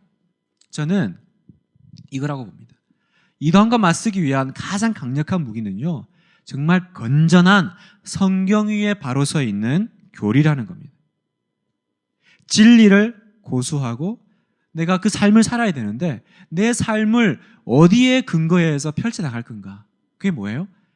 정말 하나님의 말씀, 그리고 그 하나님의 말씀이 어떻게 해석되고 어떻게 설명되어지느냐. 이단은 끝이 다르잖아요. 처음에는 똑같은데 끝이 다르게 들어오는 게 이단 아니겠습니까? 그래서 내가 정말 하나님 말씀을 연구하고 공부하고, 그래서 오늘 여기 오신 여러분이 너무 귀하신 거예요. 여러분이 사실은 이 공동체를 지켜나가고 이 교회를 지켜나가시는 분들이라는 거예요. 오늘날 우리에게 정말 필요한 거는요, 내가 무엇이 거짓인지 확인할 수 있는 이 진리를 내가 소유했느냐, 아니면 나는 그냥 이렇게 말하면 이렇게 쓸려가고 저렇게 말하면 저렇게 쓸려가는 사람인가, 그 부분이라는 겁니다. 여러분, 오늘날 교회가 왜 이단으로 깨어지죠? 왜 교회가 이단이 오면 그냥 휘청거리고 흔들립니까? 가슴만 뜨겁고 머리가 비어 있으니까. 그러니까 열정은 있는데 내가 그 든든한 반석 위에 기초 위에 서 있지 않으니까 그 열정이 잘못된 교류에 휘말리니까 그냥 교회 하나가 그냥 송두리째 뽑혀져 나가는 것을 봅니다. 도대체 내가 믿는 대상이 누군지, 그분이 나를 위해서 뭘 하셨는지, 그분은 나보고 뭘 하라고 하셨는지, 나는 뭐 해야 되는지, 이걸 내가 성경적으로 바르게 정확하게 알지 못하니까. 제가 그런 질문 한 적이 있어요. 우리 그 아이들 가르칠 때 동방 박사가 예수님의 제자가 몇 명이지? 12명이요. 다 12명이잖아요. 진짜야? 아닌가? 이러더라고요. 그러니까 조금만 더 확신 있게 처음에는 내가 알고 있다고 생각해서 예수님의 제자가 몇 명이야? 12명이요. 진짜야? 너 그럼 가만 있어봐. 13명인가요? 이단이 너무 확신을 찾아서 들어오니까 목사님한테 이렇게 듣긴 했는데 아닌가? 그때 걔네들이 성경을 막 펼쳐서 보여주거든요. 이 심오한 진료가 여기 있구나. 이러고 있는 거예요. 이러고. 정말 내가 단단히 붙잡으셔야 돼요. 정말 내가 하나님 말씀을 어설프게 알면 안 되고 단단히 붙잡아야 돼요. 그러면 여러분 어떻게 하면 단단히 붙잡을 수 있는지 아세요? 제일 좋은 방법이 있어요. 내가 가르쳐 보면 알아요. 가르쳐 보면 내가 제대로 알고 있는지 어설프게 알고 있는지 드러납니다. 그래서 여러분이 자녀들에게 성경 가르치셔야 돼요. 주일학교 교육자에게 맡기면 안 되고요. 여러분이 가르쳐야 돼요. 성경은 내 자녀에게 부지런히 가르쳐라라고 말합니다. 교육자에게 맡기라고 얘기하지 않아요. 부모에게 가르치라 그래요. 왜 부모에게 가르치라 그러냐? 부모가 가르쳐 보면 내가 뭘 알고 뭘 모르는지 나와요. 내가 알아도 얼마나 헛방으로 알고 있는지 다 나와요. 가르쳐 보세요. 그래서 제가 우리 그 교구 안에 올해 그 목표가 처음에 이렇게 잡았죠. 가르치든지 배우든지 해라. 그래서 배우는 자리에 있든지 아니면 가르치는 자리에 있든지 두 개 중에 하나 선택해라. 그랬더니 또 우리 성도님 한 분이 목사님 그거 이렇게 첫 글자 떼니까 배우든지 가르치든지 떼가지고 배가 운동. 그렇게 하면 배가가 되겠다. 그래서 배가 운동하자. 배우든지 가르치든지. 여러분에게도 제가 그렇게 도전하고 싶은 거예요. 여러분 배우든지 가르치든지. 그죠? 어린아이의 특징이 뭡니까? 에베소서 4장 14절에 보면 이는 우리가 이제부터 어린아이가 되지 아니하여 사람의 속임수와 간사한 유혹에 빠져 온갖 교훈의 풍조에 밀려 요동하지 않게 하려 함이라. 어린아이의 특징이 뭐라고요? 풍조에 밀려 요동하는 게 어린아이라는 거예요. 우리 애들 키워보시 아시잖아요. 애들은 여기서 이렇게 얘기하면 그런 가고 일로 가고 저기서 이렇게 얘기하면 이렇게 가고 그게 어린아이의 특징이라는 거예요. 내가 영적으로 어린아이가 되어 있다는 거예요. 영적으로 어린아이가 되어 있으니까 항상 요동하는 거예요. 그래서 어린아이가 되지 아니하며 어린아이가 되지 말라. 그 말은 뭐예요? 너 제발 요동치지 마라 그 얘기예요. 요동치지 마라. 좀 단단하게 좀 서 있어. 예수님의 제자 숫자 물어보는데도 아닌가? 이런 수준이면 어떡하냐라는 거예요. 이런 수준이면. 그러니까 이단이 들어와서 신천지가 들어와서 이렇게 우리 교주님이 풀어주신 그 영세부터 이렇게 감추었던 비밀이 이제서야 밝혀졌도다. 그러면 그 비밀 쫓아서 다 가는 거예요. 흔들리지 않는 거. 자, 그 다음 보겠습니다. 간사님 에어컨을 좀 켜는 게 낫지 않을까? 좀 더운 것 같은데. 자, 두 번째 공적 예배에 대해서 얘기합니다. 여러분, 세상에서 가장 순결하고 아름다운 예식이 있다면 뭘까요? 결혼식이 아니라 성도들이 드리는 예배입니다. 예배. 왜 그럴까요? 이 예배는 천국에서도 계속될 거기 때문에. 천국에서는 우리 결혼 안 합니다. 천국에서는 지금 계시는 분과 같이 살까요? 안 살까요? 저는 모르겠어요. 근데 거기서는 예수님의 그 뉘앙스로 봐서는 안 살지 않을까? 다행이시죠. 모르겠어요. 저는 뭐라고 말 안 했습니다. 근데 천국 가보고 제가 말씀드리겠습니다. 어쨌든 이 세상에서 가장 아름다운 예식은 뭐냐면 성도들이 하나님께 드리는 예배예요. 그래서 정말 내가 가끔 이렇게 예배 드릴 때 그 감동이 와요. 뭐 목사님 말씀이 좋았고 오늘 찬양 기뻤고 그 수준이 아니라 내가 예배 드리는 사람으로 있구나. 내가 예배자구나. 여러분, 그런데 세상 사람들은 이 예배를 잘 몰라요. 그죠? 그 당시의 사람들은요, 기독교 예배에 대해서 오해를 했습니다. 이상한 광신도 집단 아니야? 그래서 사도 바울은 그 에베소 교회 안에서 그 예배를 좀 이렇게 정리할 필요가 있다고 보셨던 것 같아요. 그래서 3가지를 얘기합니다. 첫 번째, 너희 예배는 다툼이 없는 예배가 됐으면 좋겠다. 남자들은 분노와 다툼 없이 거룩한 손을 들어 기도하라. 여러분, 다투는 관계를 해결하지 않은 채 나온다면 평화의 하나님이 그 예배 받으시겠어요? 제단 앞에 나오기 전에 해결하라. 예수님이 하나 얘기하신 거 있어요. 기억나세요? 마태복음 5장 23절에 보면 예물을 제단에 드리려다가 내 형제에게 원망 들을 만한 일이 있거든, 생각나거든, 예물을 두고 먼저 가서 형제와 화목하고 그 후에 와서 예물을 드리라. 무슨 얘기입니까? 그렇게 다툼으로 반목하고 싸움하면서 예배 드린다고 앉아있는 그 예배 내가 받겠냐, 그 얘기 아니겠어요? 오늘날 우리에게 던지는 참 중요한 메시지가 있다고 봅니다. 우리 교회가 나누어지고 어쨌든 어느 편이 정당하든 간에 여러분, 내가 옳다, 다 자기가 근거로 나누어진 교회를 보면 어느 하나 성경적 근거 안 되는 진영 없고요. 누구 하나 자기가 틀렸다라고 말하는 데 없습니다. 그래서 자기가 옳다고 나눠져서 드리는 그 예배, 과연 하나님이 받고 계실까? 그래서 어떤 교회는 안에서 막 예배 드리고 마당에서 따로 예배 드리고 그것도 예배라고 드리는 게 참 그 마음은, 그 심정은 제가 이해가 갑니다만 주님 입장에서 그 예배를 바라보는 그 세상의 눈앞에서 우리 주님이 가슴 아파하실 것 같아요. 너네는 믿는 사람이라고 예배 드리지만 너희를 보는 그 세상이 너희를 뭐라고 보겠니? 교회 안에서도 어쨌든 그거 하나 되지 못해가지고 진리라는 이름으로, 내가 옳다라는 이름으로 하나는 교회 안에서 하나는 교회 밖에서 그 예배 드리는 거, 남자들은 다툼 없이 기도하라. 다툼 없이. 저는 이거 새겨드려야 된다고 봅니다. 예배가 예배되게 하는 거. 이건 우리끼리의 문제가 아니라는 거예요. 두 번째, 공적인 예배에서 단정한 예배 드리라는 거예요. 단정한 예배. 2장 9절에 보면 예배에 나온 여인들에게 단정함을 요구합니다. 이건요, 여자가 너무 화려하다, 그 얘기가 아니라 예배의 본질에 대해서 얘기하는 거예요. 예배의 본질은 뭡니까? 예배의 본질은 그 중심이에요. 그죠?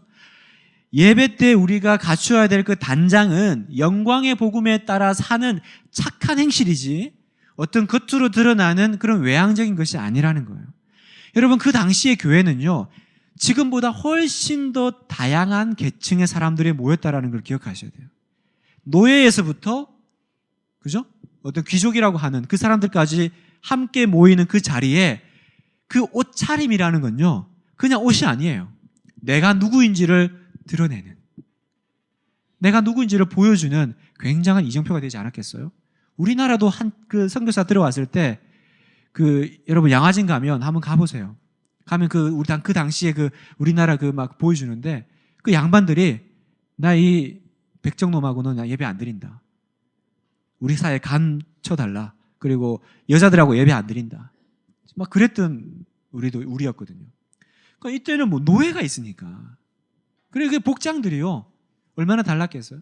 그래서 하나 좀 잘못 딱 이렇게 하면 자기를 드러내는 도구로 쓰여지기가 굉장히 쉬워지는,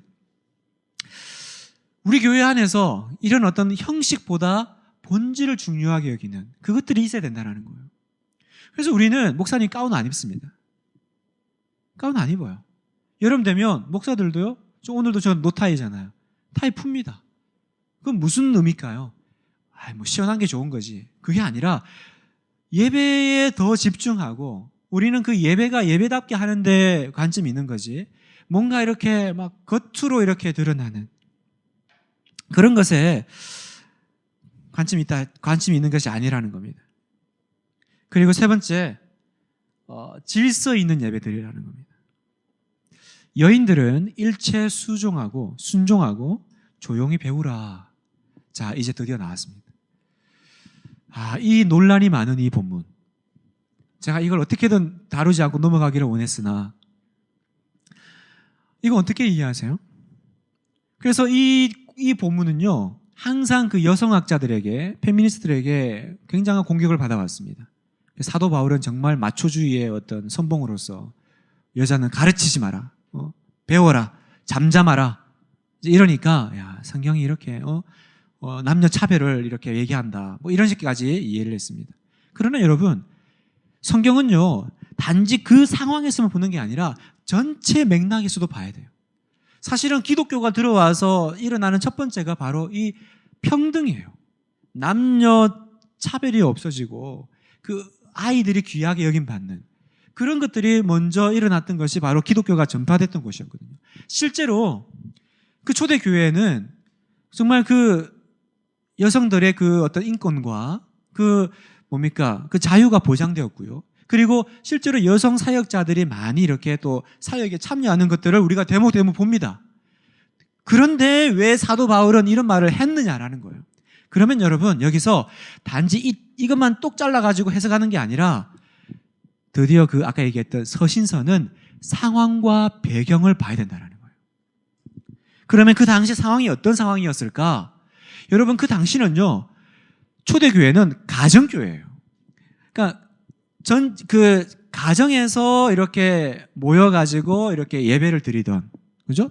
교회 예배 드리는 장소가 없으니까. 그러면 그 가정에는요, 가정의 머리는 누구예요? 남편이잖아요. 그래서 어쨌든 그 가부장적인 그 하나님께서 세워주신 그 질서 가운데 사실은 그 가정교회가 이렇게 끌어가는 거거든요. 그런데 그 당시에 그 교회 안에서 그 여성의 권리 보장에 대해서 의미를 부여받고 또 교회 안에서 참 자유를 누렸던 어떤 몇몇 여성들이 좀 그 안에서 그 가정에서 드리는 그 예배의 어떤 그 질서를 좀 이렇게 혼란스럽게 했던 것 같아요. 그 얘기예요. 그래서 그 상황에서 사도 바울은 그 문제를 해결하기 위해서 잠잠하라라고 말하는 거예요. 여러분, 그 아리스토텔레스의 팔리틱스라는 이 기록에 보면 이런 말이 있습니다. 여자들이 배울 때 취해야 할 태도는 두 가지다. 순종과 조용함이다. 이건 제가 왜 얘기를 하냐면 이게 그 당시 사람들이 생각하던 인식이라는 거예요. 무슨 말인지 아시겠어요? 그러니까 사도 바울은 지금 예배가 예배되게 하는 거, 우리끼리만 좋은 예배가 아니라 이 예배가 세상 사람들이 어쨌든 이 예배를 통해서 우리가 복음 전파에 도움이 되고 유익이 돼야 되는데 지금 너희 예배는 도움이 안 된다라는 거예요.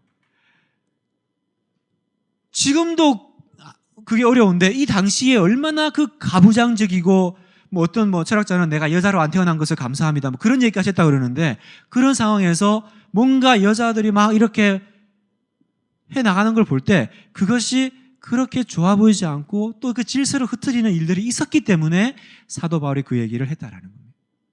또 하나는 뭐냐면 우리가 그 디모데서 읽어보면 알지만 사도 바울이 이것을 얘기하기 위해서 어떤 신학적인 교리들을 막 이제 얘기를 해요. 그 얘기는 뭐냐면 가르치는 일을 했던 그 어떤 여성 사역자들이 아마 그 거짓 교사들에게 쉽게 좀 이렇게 아마 휩싸였던, 이렇게 요동됐던 그런 아마 일들이 있었던 것 같아요. 그러니까 이제 그 부분에 대해서 사도 바울은 잠잠해라. 지금 아까 우리가 디모데전서 첫 번째가 뭐예요? 거짓 교사들과 그 거짓 교회 그 교리들과 싸우라는 거 아니에요? 그 얘기는 뭐예요? 지금 그게 지금 교회 안에 들어와서 지금 활개치고 있고 뭔가 움직임이 있다라는 거 아니겠어요? 그러니까 그 움직임을 해결하려고 지금 디모데전서를 썼다면 지금 그 부분에 아마 어떤 여성 사역자들이 그렇게 또 연루되는 부분이 있지 않았을까? 이제 그렇게 우리가 본다라는 거예요. 그래서 이 말은 여러분, 이 질서 있는 예배가 목적이라는 거예요. 여자들은 교회에서 말하지 마, 가르치지 마, 잠잠해. 그게 아니라 예배가 예배되게 만들라라는 겁니다.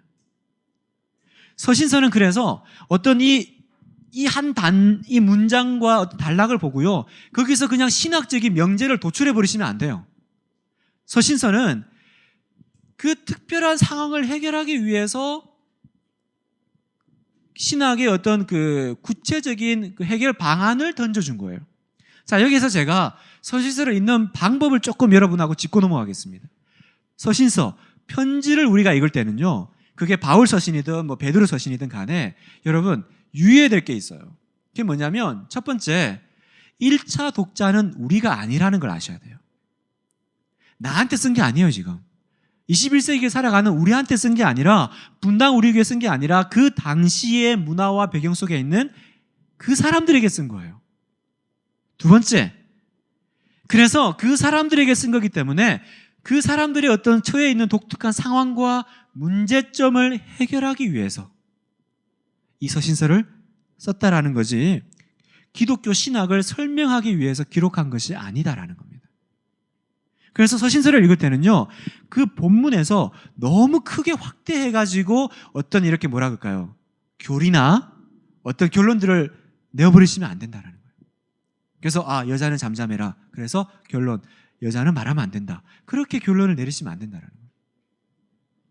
그러면 어떻게 읽어야 되냐? 1차 독자가 우리가 아니기 때문에 첫 번째 단계는 어떻게 됩니까? 이것이 당시 수신자들에게 무엇을 의미했을까? 이 얘기를 들었을 때 그걸 듣는 성도들도 우리와 똑같은 성정의 사람들 아니었겠어요? 그런데 그 사람들은 왜 이것들을 아무 그거 없이 딱 받아들였을까? 그게 그 사람들에게 무슨 의미가 됐을까? 그러면 그것이 이 사도 바울이 그것을 얘기할 수밖에 없는 당시 어떤 문화적인 상황적인 배경이 있었겠다. 그러면 그 당시 수신자와 그럼 우리 사이에 놓여있는 차이점이 뭐냐? 그걸 봐야 되겠죠. 그리고 세 번째, 그래서 본문 속에 녹아있는 신학적인 이 영적인 원리는 그러면 뭐냐?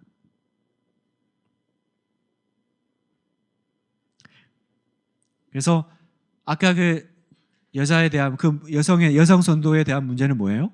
질서 있는 예배. 그죠? 공적인 예배를 방해하는 장애물들을 제거해라라는 거예요. 제거해라는 거예요. 오늘날 분당 우리 교회에 사도 바울이 혹은 예수님이 서신서를 보내신다면 뭘 보내실까요? 거기 있는 부교육자들 입 다물라 그래라. 알지도 못하면서 그렇게 입만 살아가지고 가르치지 말라 그래야죠. 무슨 말인지 아시겠죠?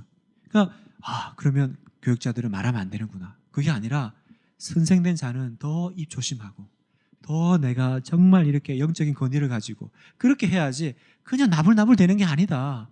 그 얘기 아니겠어요? 자, 그리고 세 번째, 교회의 지도력에 대해서 보겠습니다. 그래서 사도 바울은 디모데에게 교회가 하나님께 영광을 돌리고 교회가 평온하도록 지도자들에게 필요한 자질을 갖추라라고 얘기합니다. 필요한 자질들을 갖추라. 그래서 이게 디모데전서 보면 감독은 어떤 일을 하고 어떤 사람이 되어야 되고 막 그런 내용들 나오잖아요. 그 내용은 왜 나올까요? 그런 자격을 갖추지 않은 지도자들이, 교회 장로들이, 어떤 리더들이 있더라. 그 얘기 아니겠어요? 그래서 그걸 다시 한번 짚어주는 거. 그래서 성도는 무엇보다도 나의 그 어떤 그 신앙의 성품을 개발하는 거, 그걸 최우선으로 삼아야지 내가 어떤 위치에 올라가는 거, 장로가 되는 거, 집사가 되는 거, 그 직임의 목표를 삼으면 안 된다라는 거예요. 나에게 장로 직분 안 준다고, 집사님으로 안 불러준다고 기분 나빠하지 말고, 내가 장로답지 않고 집사답지 않은 것 가지고 기분 나빠라는 거예요. 그래서 교회 안의 그 리더십은 나의 개인적인 야망의 성취가 아닙니다. 야망의 성취가 아니에요. 예수님의 12제자를 그 선배를 할 때 예수님이 선택하셨잖아요. 그리고 가룟 유다가 떨어져 나갔죠. 그래서 한 명을 더 뽑아요. 가룟 유다 비었으니까 우리 한 명 더 뽑자. 근데 그때 뭘로 뽑죠? 제비뽑기예요. 왜 제비뽑기 할까요? 선거해야죠. 선거운동하고 그리고 이제 앞에 나와서 포부 얘기하고 내가 예수님의 12번째 제자가 된다면 막 얘기하고 여러분에게 때맞춘 간식과 뭐 이렇게. 왜 제비 뽑아요? 그래서 뽑으면 상대편이 그 굴복하겠어요? 이건 무효야 무효. 이거 뭐 어떻게 누구 뽑을지 어떻게 알아? 왜 그런 얘기가 없었을까요? 그 당시 분위기는 누구나 예수님의 12번째 제자로 다시 뽑힌다라는 거는 우리 중에 누군가가 죽어야 된다면 제일 먼저 죽는 순서에 올라간다라는 뜻이기 때문에 그래요. 실제로 예수님의 제자들이 제일 먼저 다 그렇게 순교당했고. 그러니까 제비 뽑아야죠. 왜? 그 자리가 내가 제일 먼저 죽는 자리니까. 근데 오늘날 교회 안에 이 자리들은 제일 먼저 죽는 자리가 아닙니다. 칭찬받는 자리예요. 내가 이렇게 인정받는 자리예요. 그러니까 내가 섬기는 자리가 아니라 섬김 받는 자리니까 그 자리에 안 가면 시험 들죠. 그 자리에 안 올려주면 마음이 힘들어가지고 교회 떠나시고. 우리 교회는 그러진 않지만 얼마나 그런 일들이 많이 일어납니까? 그래서 두 번째, 이 교회에서 어떤 교회의 지도력을 가지고 어떤 리더가 된다라는 것이 내 개인의 야망의 성취가 되지 않으려면 이게 있어야 돼요. 교회는 반드시 돌보는 교회가 되어야 된다. 교회는 사랑으로 소문나야 된다는 거예요. 사랑으로. 세상 속에서 우리가 할 수 있는 거는요, 우리가 하나님께 영광 돌릴 수 있는 건 뭐예요? 서로 사랑하는 것 보여주는 거예요. 사랑하는 것 보여주는 거. 그래서 사랑의 명령은 구체적입니다. 그래서 여러분 읽어보시면 교회 연장자, 젊은 자, 나이 든 여성, 젊은 여성, 과부, 교회 장로들을 어떻게 대해야 되는지, 또 재물을 가진 사람은 그 재물을 어떻게 써야 되는지 권면하는 내용들이 나옵니다. 여러분, 우리 교회는 사랑으로 소문난 교회입니까? 제일 비참한 거는 건물로 소문난 교회죠. 야, 그 교회는 건물이 좋아. 근데 제가 우리 교회에 대해서 조금 우려하는 건 뭐냐면 우리는 건물이 없다고 소문나는 교회가 될까 봐 걱정해요. 야, 그 교회는 살아있어. 건물이 없어. 학교를 빌렸어. 이게 또 하나의 우리의 자랑이 되고 있지 않을까? 뜨뜻한 거야. 우리는 불편함을 감수해요. 우리는 학교를 빌렸어. 그게 뭐예요? 그게 뭐 그렇게 대단한 겁니까? 그냥 예배 드리기 위해서 그렇게 한 거지. 그런데 야, 너네는 건물에다 그 돈을 투자해가지고 그렇게 예배 드리냐? 우리는 건물 없는데. 또 사람들이 와가지고 우리 교회 오시는 강사분들이 또 대부분 그런 칭찬하세요. 야, 이 교회는 정말 학교를 빌려 쓰는. 그거 듣고 기분 좋아하시면 안 돼요, 여러분. 건물이 있고 없고로 자랑하는 교회가 아닙니다.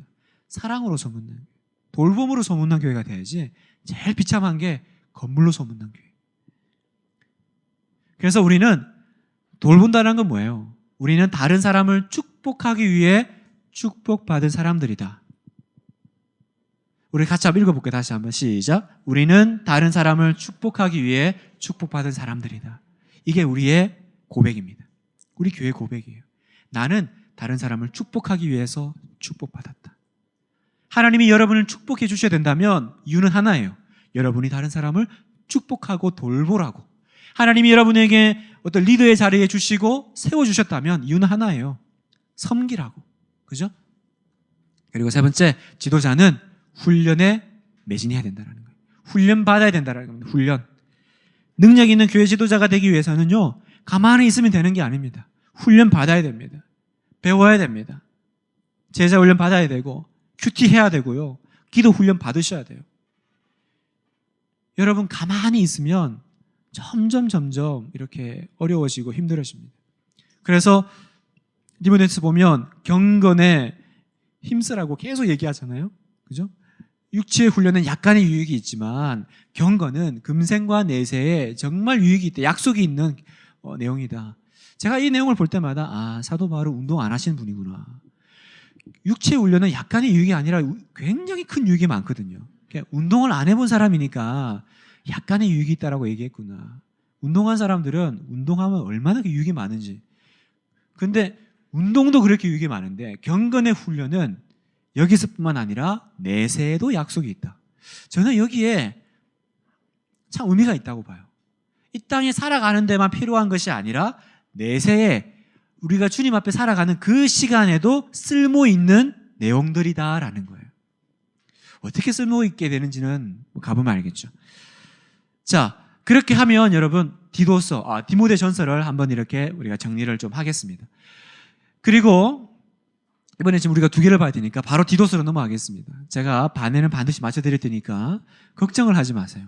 여러분의 얼굴이 저 목사가 또 시작했다 이제 그러지 마세요. 저도 제 마음도 빨리 집에 가고 싶습니다. 자, 그래서 우리 디도서 바로 넘어가겠습니다.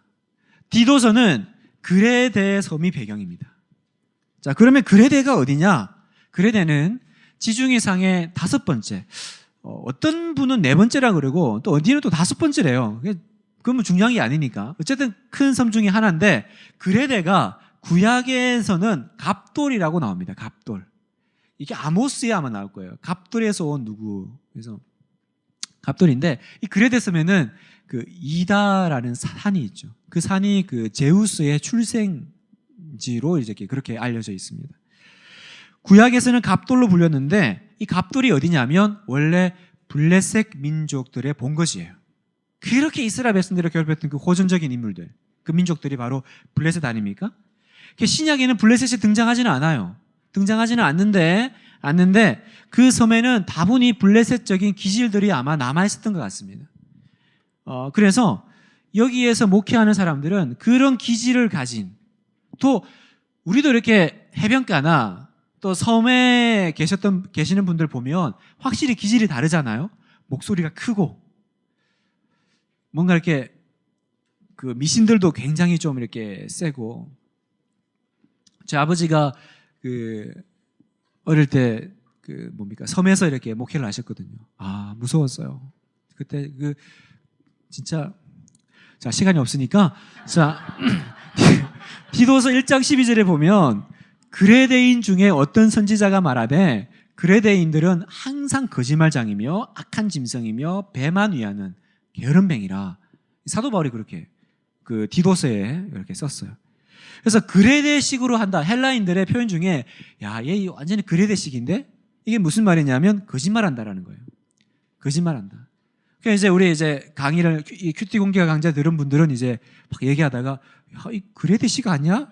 이러면 이제 아는 사람은 웃는 거지. 그게 무슨 소리야? 근데 우리는 알죠. 이렇게 그레데식으로 한다. 거짓말한다. 지금의 그레데가 지금 어디냐? 지금 이제 크레타 섬입니다. 크레타 섬. 크레타 섬 하면 여러분 아마 두 가지가 있어요. 떠오르시는 게. 그 괴물 있죠. 미노타우루스. 미군과 미노타우루스의 그 본거지. 그리고 또 유명한 소설가가 있습니다. 그리스인 조르바. 아세요? 그리스인 조르바를 쓴 그 니코스 카잔차키스. 니코스 카잔차키스가 노벨상 문학 후보에 2번이나 올랐던 아주 대단한 분이죠. 그래서 이분이 만약에 러시아인이었으면 충분히 노벨 문학상을 받았을 것이다. 뭐 그런 얘기가 있습니다. 근데 이제 그리스인이라서 어쨌든 그리스인 조르바는 뭐 한번 읽어보면 합니다. 여기에요. 그레데. 그래서 성경에 보면 그 미항, 여기가 고린도고요. 밀레도, 에베소가 여기 있죠. 서머나. 그래서 이게 이제 그 지금 현재 그 크레테 섬에 남아 있는 것들 유적들인데 특징이 굉장히 좀 이게 색깔들이 보세요. 지금도 보니까 굉장히 선명하잖아요. 굉장히 화려하고 이렇게 뭔가 이렇게 이 그림들도 보세요. 굉장히 좀 이런 어떤 예술적인 것들이 발달되어 있는 그런 어떤 섬이었던 것 같습니다. 그러면 이 섬에 언제 복음이 들어갔냐? 아까 우리가 이 섬이잖아요. 도대체 여기는 언제 복음이 들어갔냐? 사도행전에는 사도 바울이 크레타 섬에 가서 복음을 전했다 그런 내용들이 직접적으로 언급된 건 없거든요. 그래서 저희들이 이제 볼 때는 이게 아마 오순절 예루살렘 그때로 넘어가요. 그래서 그 제자들이 성령 세례 받고 각자의 방언으로 얘기할 때 그때 이제 많은 나라에서 이제 와서 그 복음을 들었잖아요. 그때 아마 그레데 섬에서도 그 어떤 그리스인들이 와서 복음을 듣고 그렇게 돌아가서 아마 그 그레타섬에서 이렇게 신앙생활을 하지 않았을까, 우리는 그렇게 추측을 합니다. 자, 그러면 이제 디도서는 그 그레타섬, 그레데 섬을 이제 배경으로 하고, 그 섬에 이제 남겨둔, 먼저 에베소에서는 디모데를 남겨두고 그레타섬에는 디도를 남겨두는데, 이 디도는 누구냐? 디도는요, 갈라디아서 2장 3절에 보면 그리스인이에요. 그러니까 괜찮았죠. 그리스 섬이니까 그리스인을 남겨두니까 괜찮은 선택이었던 것 같아요. 사도 바울은 그를 나의 참아들, 내 형제, 나의 동료, 동역자라고 불렀습니다. 그래서 디모데 전서에 보면 디모데에게는 계속 건강과 강건함을 얘기하지만 디도서에는 그런 얘기가 없어요. 똑같은 목회서신이지만. 그래서 볼 때 디도는 좀 더 건강하지 않았을까. 그리고 좀 성격상 좀 디모데보다는 좀 이렇게 활달하고 좀 이렇게 좀 약간 좀 사도 바울 같은, 좀 그리스도인 특유의 또 그런 게 있잖아요. 좀 그런 좀 추진력이 있는. 그래서 사도 바울이 4차 여행 중에, 4차 여행이 언제죠? 한번 로마 감옥에 묶여 있다가 풀려났을 때, 그때 그레데섬에 들렸다가 교회의 심각한 문제를 인지하고 디도를 남겨두고 정리해라. 이제 그려놓고 다시 돌아와서 그 편지를 쓴 게 바로 이제 디도서라는 겁니다. 그래서 디도는 똑같은 지도자지만 굉장히 좀 성격이 정말 이렇게 디모데하고는 좀 차별이 많이 되는. 그 디도가 그 고린도후서 어떻게 읽을 것인가 할 때도 제가 한번 얘기한 적이 있어요. 그 고린도 교회하고 바울하고 사이가 막 안 좋았을 때 그 사이에서 그 고린도 전후서를 들고 왔다 갔다 했던 그 사람 있잖아요. 그 사람이 디도였거든요. 그 당시에 편지를 전달해 주는 사람은 그냥 편지 전달해 주는 우편 배달부가 아니라 그걸 가서 읽어주고, 그 다음에 그 사람들이 그 내용에 대해서 질문하면 그 편지를 쓴 사람을 대신해서 설명해 주는 그런 일까지 해야 됐던 사람이에요. 그러니까 아무나 그냥 야 네가 편지 전해줘, 그럴 수 없는 거예요. 디모데는 그때 잘 못했거든요, 사실은. 근데 디도는 어쨌든 갔다 와서 해결했어요. 그걸 봤을 때 디도는 좀 이렇게 성격이 하여튼 뭔가 좀 활달하고 맺고 끊음이 분명하고 좀 이렇게 좀 치고 나가는 그런 게 좀 있지 않았을까. 그런 면에서 뱃사람들이 있고 뭔가 좀 거칠었던 그레데섬에는 디도가 굉장히 적임자였다라는 생각이 들어요. 여기서 여러분, 우리 안에는요 다양한 사람들이 필요합니다. 제가 왜 디모데와 이 디도의 인물에 대해서 계속 얘기하냐면 너무 상반된 어떤 그런 느낌을 주거든요. 여러분, 오늘날 교회 안에는요 다양한 일꾼들이 필요해요. 디모데 같은 사람이 있는가 하면 디도 같은 사람도 있는 거예요. 근데 편중되어서 디도 같기만을 원하고 혹은 편중되어서 디도 같기만을 원하면 안 된다라는 거예요. 이 사람은 이런 일을 해야 되고 이 사람은 이런 일을 해야 돼요. 제가 저를 볼 때 저는 디도보다는 디모데 쪽이에요. 저는 좀 위장병이 좀 있고 가끔 이렇게 좀 이렇게 위에 쓴 게 좀 올라오고요. 저는 설교 앞두고 있죠. 그러면 한 며칠은 알아요. 그래가지고 들어눕거든요. 그러면 집사람이 또 설교 차례 왔구만 저거 그래요. 그리고 설교 끝나면 저는 막 뛰어요. 그러니까 막 미치겠는 거예요. 내가 왜 그런 말 했지? 그 말은 내가 왜 안 했지? 그러면 막 어떻게 화를 풀 수가 없는 거예요. 그래가지고 막 설교 끝나면 운동복 차려입고 나가서 막 뛰어요. 막 뛰면서 막 자책하는 거예요. 그래, 택시나 몰아야지. 무슨 말씀을 전한다고. 좀 자학하는. 담임 목사님이 저보고 그것 때문에 한 말씀 하신 적도 있어요. 어쨌든 저는 볼 때 약간 좀 디모데 같은, 그래서 좀 지켜보는, 나서지 않고 지켜보고 있어요, 목사님. 근데 디도는 이제 막 그냥 저질러고 막 처리하고 시원시원하고 쿨하고 좀 그랬던 것 같아요. 근데 교회 안에는 디모데가 그래서 사역을 못했나요? 디모데는 그런 소심하고 연약한 면이 있었지만 반대로 눈물로 기도하고 애쓰고 그렇지 않았겠어요? 그런 또 사역으로 또 열매를 맺고. 그래서 저는 다 매력이라고 봐요, 매력. 그래서 우리 가운데 어떤 사람이 좀 나와 다르면 좀 그렇게 말해주는 거, 그게 그 사람 매력이야. 그렇게 말해줄 수 있으면 좋겠어요. 누군가 와서 야, 그 집사 말이야. 좀 이상하지 않아? 너무 나대. 또 어떤 그 사람은 존재감이 없어. 뭐 이렇게 하는 것도 없고. 그러면 다른 말 하지 마시고 그게 그분 매력이야. 그분 그게 매력이야. 나를 괴롭히고 나를 막 갈구고 이 성도님은 도대체 왜 그러지? 전생에 무슨 한이 있나? 왜 나만 보면 못 잡아먹어서 안 되니까? 주님이 나한테 그러실 거예요. 김 목사, 그게 그 성도 매력이야. 그 성도 그게 매력이야. 너를 못 잡아먹는 그게 그 성도 매력이야. 그렇게 보라는 거예요. 그래서 우리 안에 다양한 일꾼들이 필요하다는 거. 그걸 저는 이 디모데와 디도의 이 상반된 모습들을 보면서 많이 봅니다. 자, 내용들을 한번 보고 이제 정리하겠습니다. 디도서는요, 그래서 어쨌든 같은 목회서신이기 때문에 디모데 전서의 축소판이라고 많이 얘기합니다. 굉장히 읽어보면요, 여러분 비슷한 게 많아요. 어떤 뭐 이렇게 자격을 얘기하는 그런 것도 있고. 그래서 첫 번째가 아까 우리 그 디모데 전서 세 번째가 교회 지도력이었잖아요.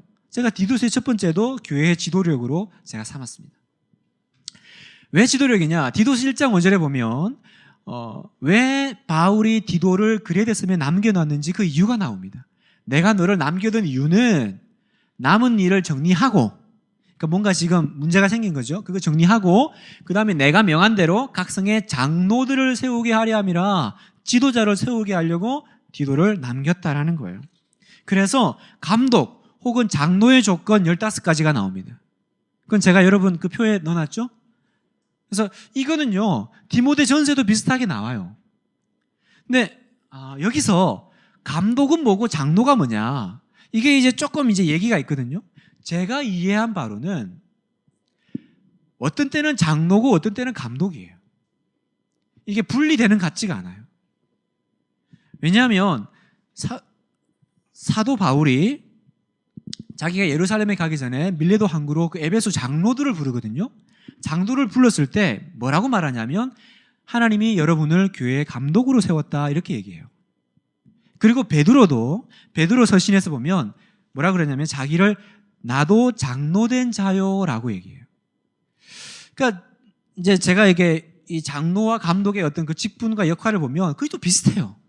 비슷하니까 그때 그 상황을 보면 대충 이럴 것 같아요. 그때가 이제 가정교회 아닙니까? 그러니까 가정에서 그 사람들이 이렇게 모여서 이렇게 예배를 드리면 그 가정교회의 어떤 그것들을 이끌어가는 사람이 아마 장로고, 감독은 이제 그 가정교회마다 가면 돌아다니면서 말씀을 전한 사람이 감독이 아니었을까. 저는 대충 그렇게 좀 정리를 하면, 그래서 그런 분이 없으면 장로가 자기가 말씀을 전하는 감독 역할도 하고, 이제 그렇게 좀 정리하는 게 괜찮지 않을까? 아님 말고요. 그래서 저는 그렇게 이제 이해를 합니다. 그래서 왜 그러면 그런 조건들을 얘기하냐면 1장 9절에 거슬러 말하는 자들을 책망하게 하려 함이라. 그 영적인 권위에 도전하고 거슬러 말하는, 네가 뭔데? 나한테 무슨 자격으로? 이렇게 말하는 사람들이 있는데 그 사람들에게 네가 권위를 가지고 이야기하게 하려고. 여러분, 영적인 권위는 어디에서 나오죠? 영적인 권위는 내가 누구다 해서 나오는 게 아니죠. 그러니까 내가 뭐 하는 사람이다 해서 나오는 게 아니라 정말로 내가 누구냐, 투두가 아니라 투비에서 나온다는 거예요. 아무도 보지 않을 때 여러분은 누구세요? 아버지의 권위는 어디서 나옵니까? 내가 아빠인데 네가 아빠 말 들어야지. 그럼 애들이 듣지만 속으로 비웃잖아요. 교회에서 아버님이 집에서 이렇게 아이들 축복 기도해 주세요, 그 얘기를 막 해줬더니 어떤 아버지가 그 얘기가 너무 좋았나 봐요. 그래서 집에 가가지고 저녁에 불러놓고 아들 일로 와, 오늘부터 아빠가 기도해 줄 거야. 다 무릎 꿇어. 그래가지고 머리에 딱 손 올리고 막 축복 기도를 한참 하고 있는데 어디서 킥킥킥거리면서 웃는 소리가 들리는 거예요. 보니까 아들들이 밑에서 막 웃고 있는 거야. 왜 웃어? 그랬더니 이 애들이 평소에 아버지의 모습을 다 알고 있는 거예요. 아버지가 집에 술 먹고 들어와서 주사 부리고 뭐 깽판 치고, 그런데 와가지고 어디서 뭐 또 은혜 받았나 봐. 와서 이렇게 야 오늘은 기도할 거야, 머리에 손 올리고 기도하니까 그 권위가 서겠어요. 여러분, 내가 뭘 하고 있다 그게 아니라 내가 누구냐. 우리가 이찬수 목사님을 좋아하고 그분의 메시지에 우리가 감동하는 이유는 뭐예요? 저분은 자기가 말하는 대로 살 거다라는 확신을 우리가 가지니까 그런 거 아니겠어요? 똑같은 얘기를 제가 목사님의 원고를 받아가지고 그대로 올라가서 제가 전하면 그런 은혜가 안 올 거 아니겠어요? 내려와라, 내려와. 네가 왜 거기 올라가서 그 얘기를 하고 있어? 그 얘기를 전할 사람은 따로 있지. 그러니까 영적인 권위가 왜 그 장로의 그 자격, 감독의 자격을 얘기합니까? 그건 뭐예요? 거기서 영적인 권위가 나온다라는 거예요, 여러분. 바른 책망을 하기 위해서 교회 안에 정말 그 리더십을 가지기 위해서는 나의 그 정말 이 영적인 자격이 필요하다는 거예요. 그리고 두 번째, 올바른 교회 생활과 사회 생활을 강조하고 있습니다. 디도서에는 책망하라, 꾸짖으라는 말씀이 자주 등장합니다. 1장 13절에 보면 그러므로 내가 그들을 엄히 꾸짖으라. 엄히. 대놓고 뭐라 그래라 좀. 그렇게 얘기하는 거예요. 이는 그들로 하여금 왜? 믿음을 온전하게 하고 또 뭐예요? 유대인들의 허탄한 이야기, 진리를 배반하는 사람들의 명령을 따르지 않게 하려 함이라. 이단에 따르는 사람들에 대해서, 그리고 거슬러 말하는 사람들에 대해서 엄히 꾸짖으라. 근데 언제 꾸짖을 수 있어요? 내가 그런 자격을, 영적인 권위를 가질 때. 아버지의 말이 언제 힘이 있어요? 내가 아빠기 때문이 아니라, 우리 가정을 경제적으로 내가 책임지고 때때마다 돈 갖다 주기 때문이 아니라, 아빠가 영적인 권위 가질 때, 아빠가 말한 대로 말씀 붙잡고 말씀을 생명보다 귀하게 여기고 그 말씀을 짊어지고 가는 거 보여줄 때, 말씀의 지기꾼으로 이거 짊어지고 가다가 무거우면 내려놨다가 또 괜찮으면 또 올려지고 또 가다가 또 무거우면 버렸다가 이렇게 아니라 쓰러져 죽어가는데도 끝까지 그 말씀 짊어지고 가는 모습 볼 때 그 뒷모습에서 아들들이, 딸들이 권위를 느끼는 거예요. 권위를 느끼는 거예요. 바울이 책망한 이유는 뭡니까? 바울이 책망한 이유는 기독교가 언제 방종을 얘기했느냐? 기독교가 언제 하나님이 자유 주셨으니까 네 마음대로 해라 그랬느냐? 예배가 예배되게 하고 훈련받고 오히려 그래서 사회생활은 막 얘기해요. 어떤 모습으로 보여야 되는지에 대해서 얘기해요. 그래서 보세요. 2장 14절에 보면 그가 우리를 대신하여 주심은 속량하시고 깨끗하게 하신 다음에 뭐요? 선한 일을 열심히 하는 자기 백성이 되게 하려고.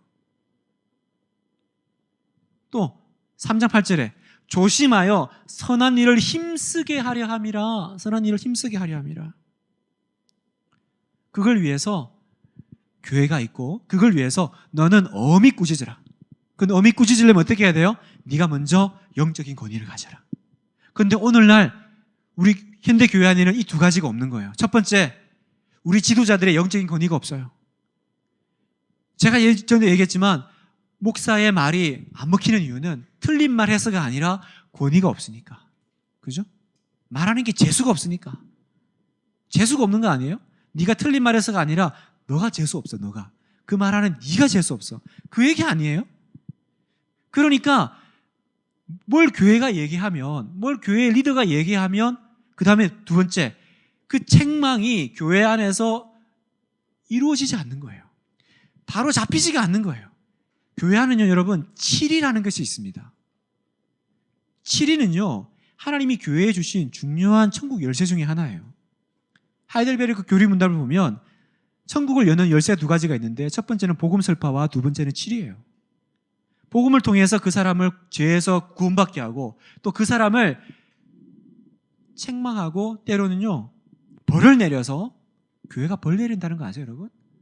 벌을 내려서 그 사람으로 하여금 죄에서 돌이키게 하는 게 있어요. 근데 요즘은 그게 없어요. 왜? 그거 말할 자격 있는 사람이 아무도 없고, 첫 번째. 두 번째, 그렇게 말해봐야 그거 기분 나빠서 다른 교회 가면 그만이에요. 교회가 여기밖에 없나? 그러니까 여기서 사고 치신 직분자님이 저기 가서 손 들고 가서 아무렇지도 않게 또 직분 생활하는 거예요. 누가 물어요? 기분 나쁘게 하면 또 옮기면 그만이지. 교회가 여기밖에 없냐? 그러니까 이분은 어떤 일이 벌어져요? 평생 자기의 그 잘못을 회개할 기회를 얻지 못하고 그 죄에서 뉘우칠 기회를 얻지 못하고 주님 앞에 서게 될 거예요. 괴로운 거예요. 사람 앞에 숨기고 사람 설득하는 게 문제가 아닙니다.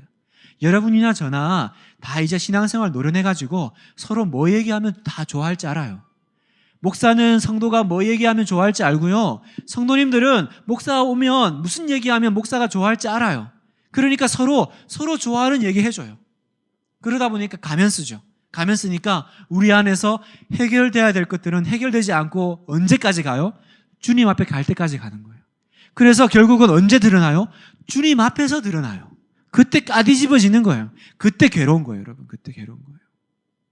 사도 바울이 그걸 얘기하는 거예요. 어미 꾸짖으라. 왜요? 그 영혼 살려내려고. 왜? 그 교회 살려내려고. 우리 교회 안에 이게 회복돼야 돼요. 말씀을 맺겠습니다. 하나님은 오늘 목회 서신을 보면서 우리가 깨닫는 건 뭐냐? 하나님은 사람을 통해서 일하세요. 주님은 나의 최고봉이라고 오스왈드 챔버스 목사님 젊은 나이에 돌아가셨습니다. 이분이 쓰신 8월 28일자 일기에 보면 기도는 상황을 바꾸는 것이 아니라 나를 바꾸어서 상황을 변화시킨다라고 얘기합니다. 맞죠? 하나님은 우리 교회를 바꾸는 게 아니고요. 여러분을 변화시키세요. 하나님은 한국 교회를 달라지게 하고 한국 교회가 막 환경이 달라지는 게 아니라 분당 우리 교회를 바꾸어서 한국 교회를 변화시키실 거예요. 분당 우리 교회 장로님들, 집사님들, 그리고 목사님들을 변화시켜서 분당 우리 교회를 변화시키실 거예요. 그러니까 넋놓고 있지 마세요. 하나님이 여러분에게 도전 들어올 거예요. 하나님은 하나님은 환경에 별로 관심이 없으세요. 나한테 관심이 있지. 성경에 하나님이 들의 백합화를 보라, 하늘에 나는 새를 봐라. 그 얘기는 뭡니까? 하나님이 새 기르는 분이라는 뜻입니까? 하나님이 새를 엄청 좋아하시나요? 백합화가 우리 하나님 취향이에요? 그 얘기가 아니라 나 너한테 관심이 있다라는 거죠. 너한테. 우리 하나님이 새 키우는 게 취미가 아니에요. 그래서 참새 한 마리 떨어질 때마다 괴로우신 게 아니라 새도 그 정도면 난 너한테 얼마나 관심이 있겠냐라는 거예요. 하나님이 분명히 여러분 개인 한 사람 한 사람에게 들어가실 겁니다. 여러분에게 목회 서신을 보내실 거예요. 김인용 전서. 그래서 누굽니까? 제가 성함을 잘 모르지만 하여튼 누구 전서. 그래서 디도에게는 디도서, 디모데에게는 디모데 전서. 여러분에게는 여러분 전서를 보내서 이 이야기들을 해주실 거예요. 재밌는 설화가 하나 있습니다. 예수님이 이제 끝나고 승천하니까 천사장 가브리엘이 예수님께 왔어요. 와가지고 예수님 다 끝난 거예요? 다 했지. 아니 다 안 끝난 것 같은데? 다 끝냈어. 그랬더니 그 미가엘 천사장이 이렇게 물었대요. 아니 주님 고작 12명 그거 해놓고 올라오면 어떡해요? 십자가 위에서 다 이뤘다. 뭘 다 이룬 거예요? 지금 우리가 갈까요? 그래서 우리 천사들 제가 좀 풀까요? 풀어가지고 전국에 전 세계에 좀 복음 전하라 그럴까요? 그랬더니 아니 그럴 필요 없어. 내가 내 제자들에게 다 부탁해 놨어. 이러더래요. 그러니까 가브리엘이 베드로, 야고보, 요한 지금 이런 얘들 얘기하시는 거예요? 신통치 않은데 다른 길이 없을까요, 주님? 다른 방법이 없을까요?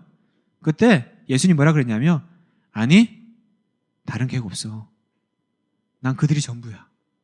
그런데 난 자신 있다. 그렇게 얘기하셨더라고요. 소름 돋지 않아요, 여러분? 역시 저만 항상 감동받습니다. 다른 계획이 없대요, 여러분. 여러분 말고 다른 계획이 없대요. 가브리엘이 주님 천사들 풀어가지고 우리가 좀 할까요? 아니 그럴 필요 없어. 난 걔네들 믿어. 걔네들만 믿어. 그래서 제가 처음에 이 노래를 부른 거예요. 내가 그 사람 되게. 얼마나 치밀한 목사입니까, 여러분? 그래서 디모데전서 6장 11절 지금 오늘의 결론. 오직 너 하나님의 사람아. 여러분을 이렇게 부르십니다. 오직 너 하나님의 사람아. 여러분의 핸드폰에 첫 문장으로 새겨 넣으세요. 오직 너 하나님의 사람아. 그래서 이것들을 피하고 의와 경건과 믿음과 사랑과 인내와 온유를 따르며 믿음의 선한 싸움을 싸우라. 영생을 취하라. 이거 하려고 너 여기 있는 거야. 아시겠죠? 하나님이 여러분을 너 나의 사람아, 오직 너 하나님의 사람아, 너 선한 싸움을 싸워. 두 손 놓고 그렇게 있지 말고 싸워. 그리고 영생을 취해. 이를 위하여 네가 부르심을 받았고 많은 증인 앞에서, 천사들 앞에서, 미가엘과 가브리엘과 먼저 간 그 믿음의 정인들, 선조들 앞에서 증언하였도다. 여러분을 향해서 주님이 뭐라 그러십니까? 오직 너 하나님의 사람. 누구야? 오직 너 하나님의 사람. 그래서 내가 그 사람 되기, 주님이 찾으시는 그 한 사람 내가 되길 간절히 소망하네. 그 한 사람 되는 그 정말 불꽃과 열정으로 타오르신 여러분 되시기를 축복합니다.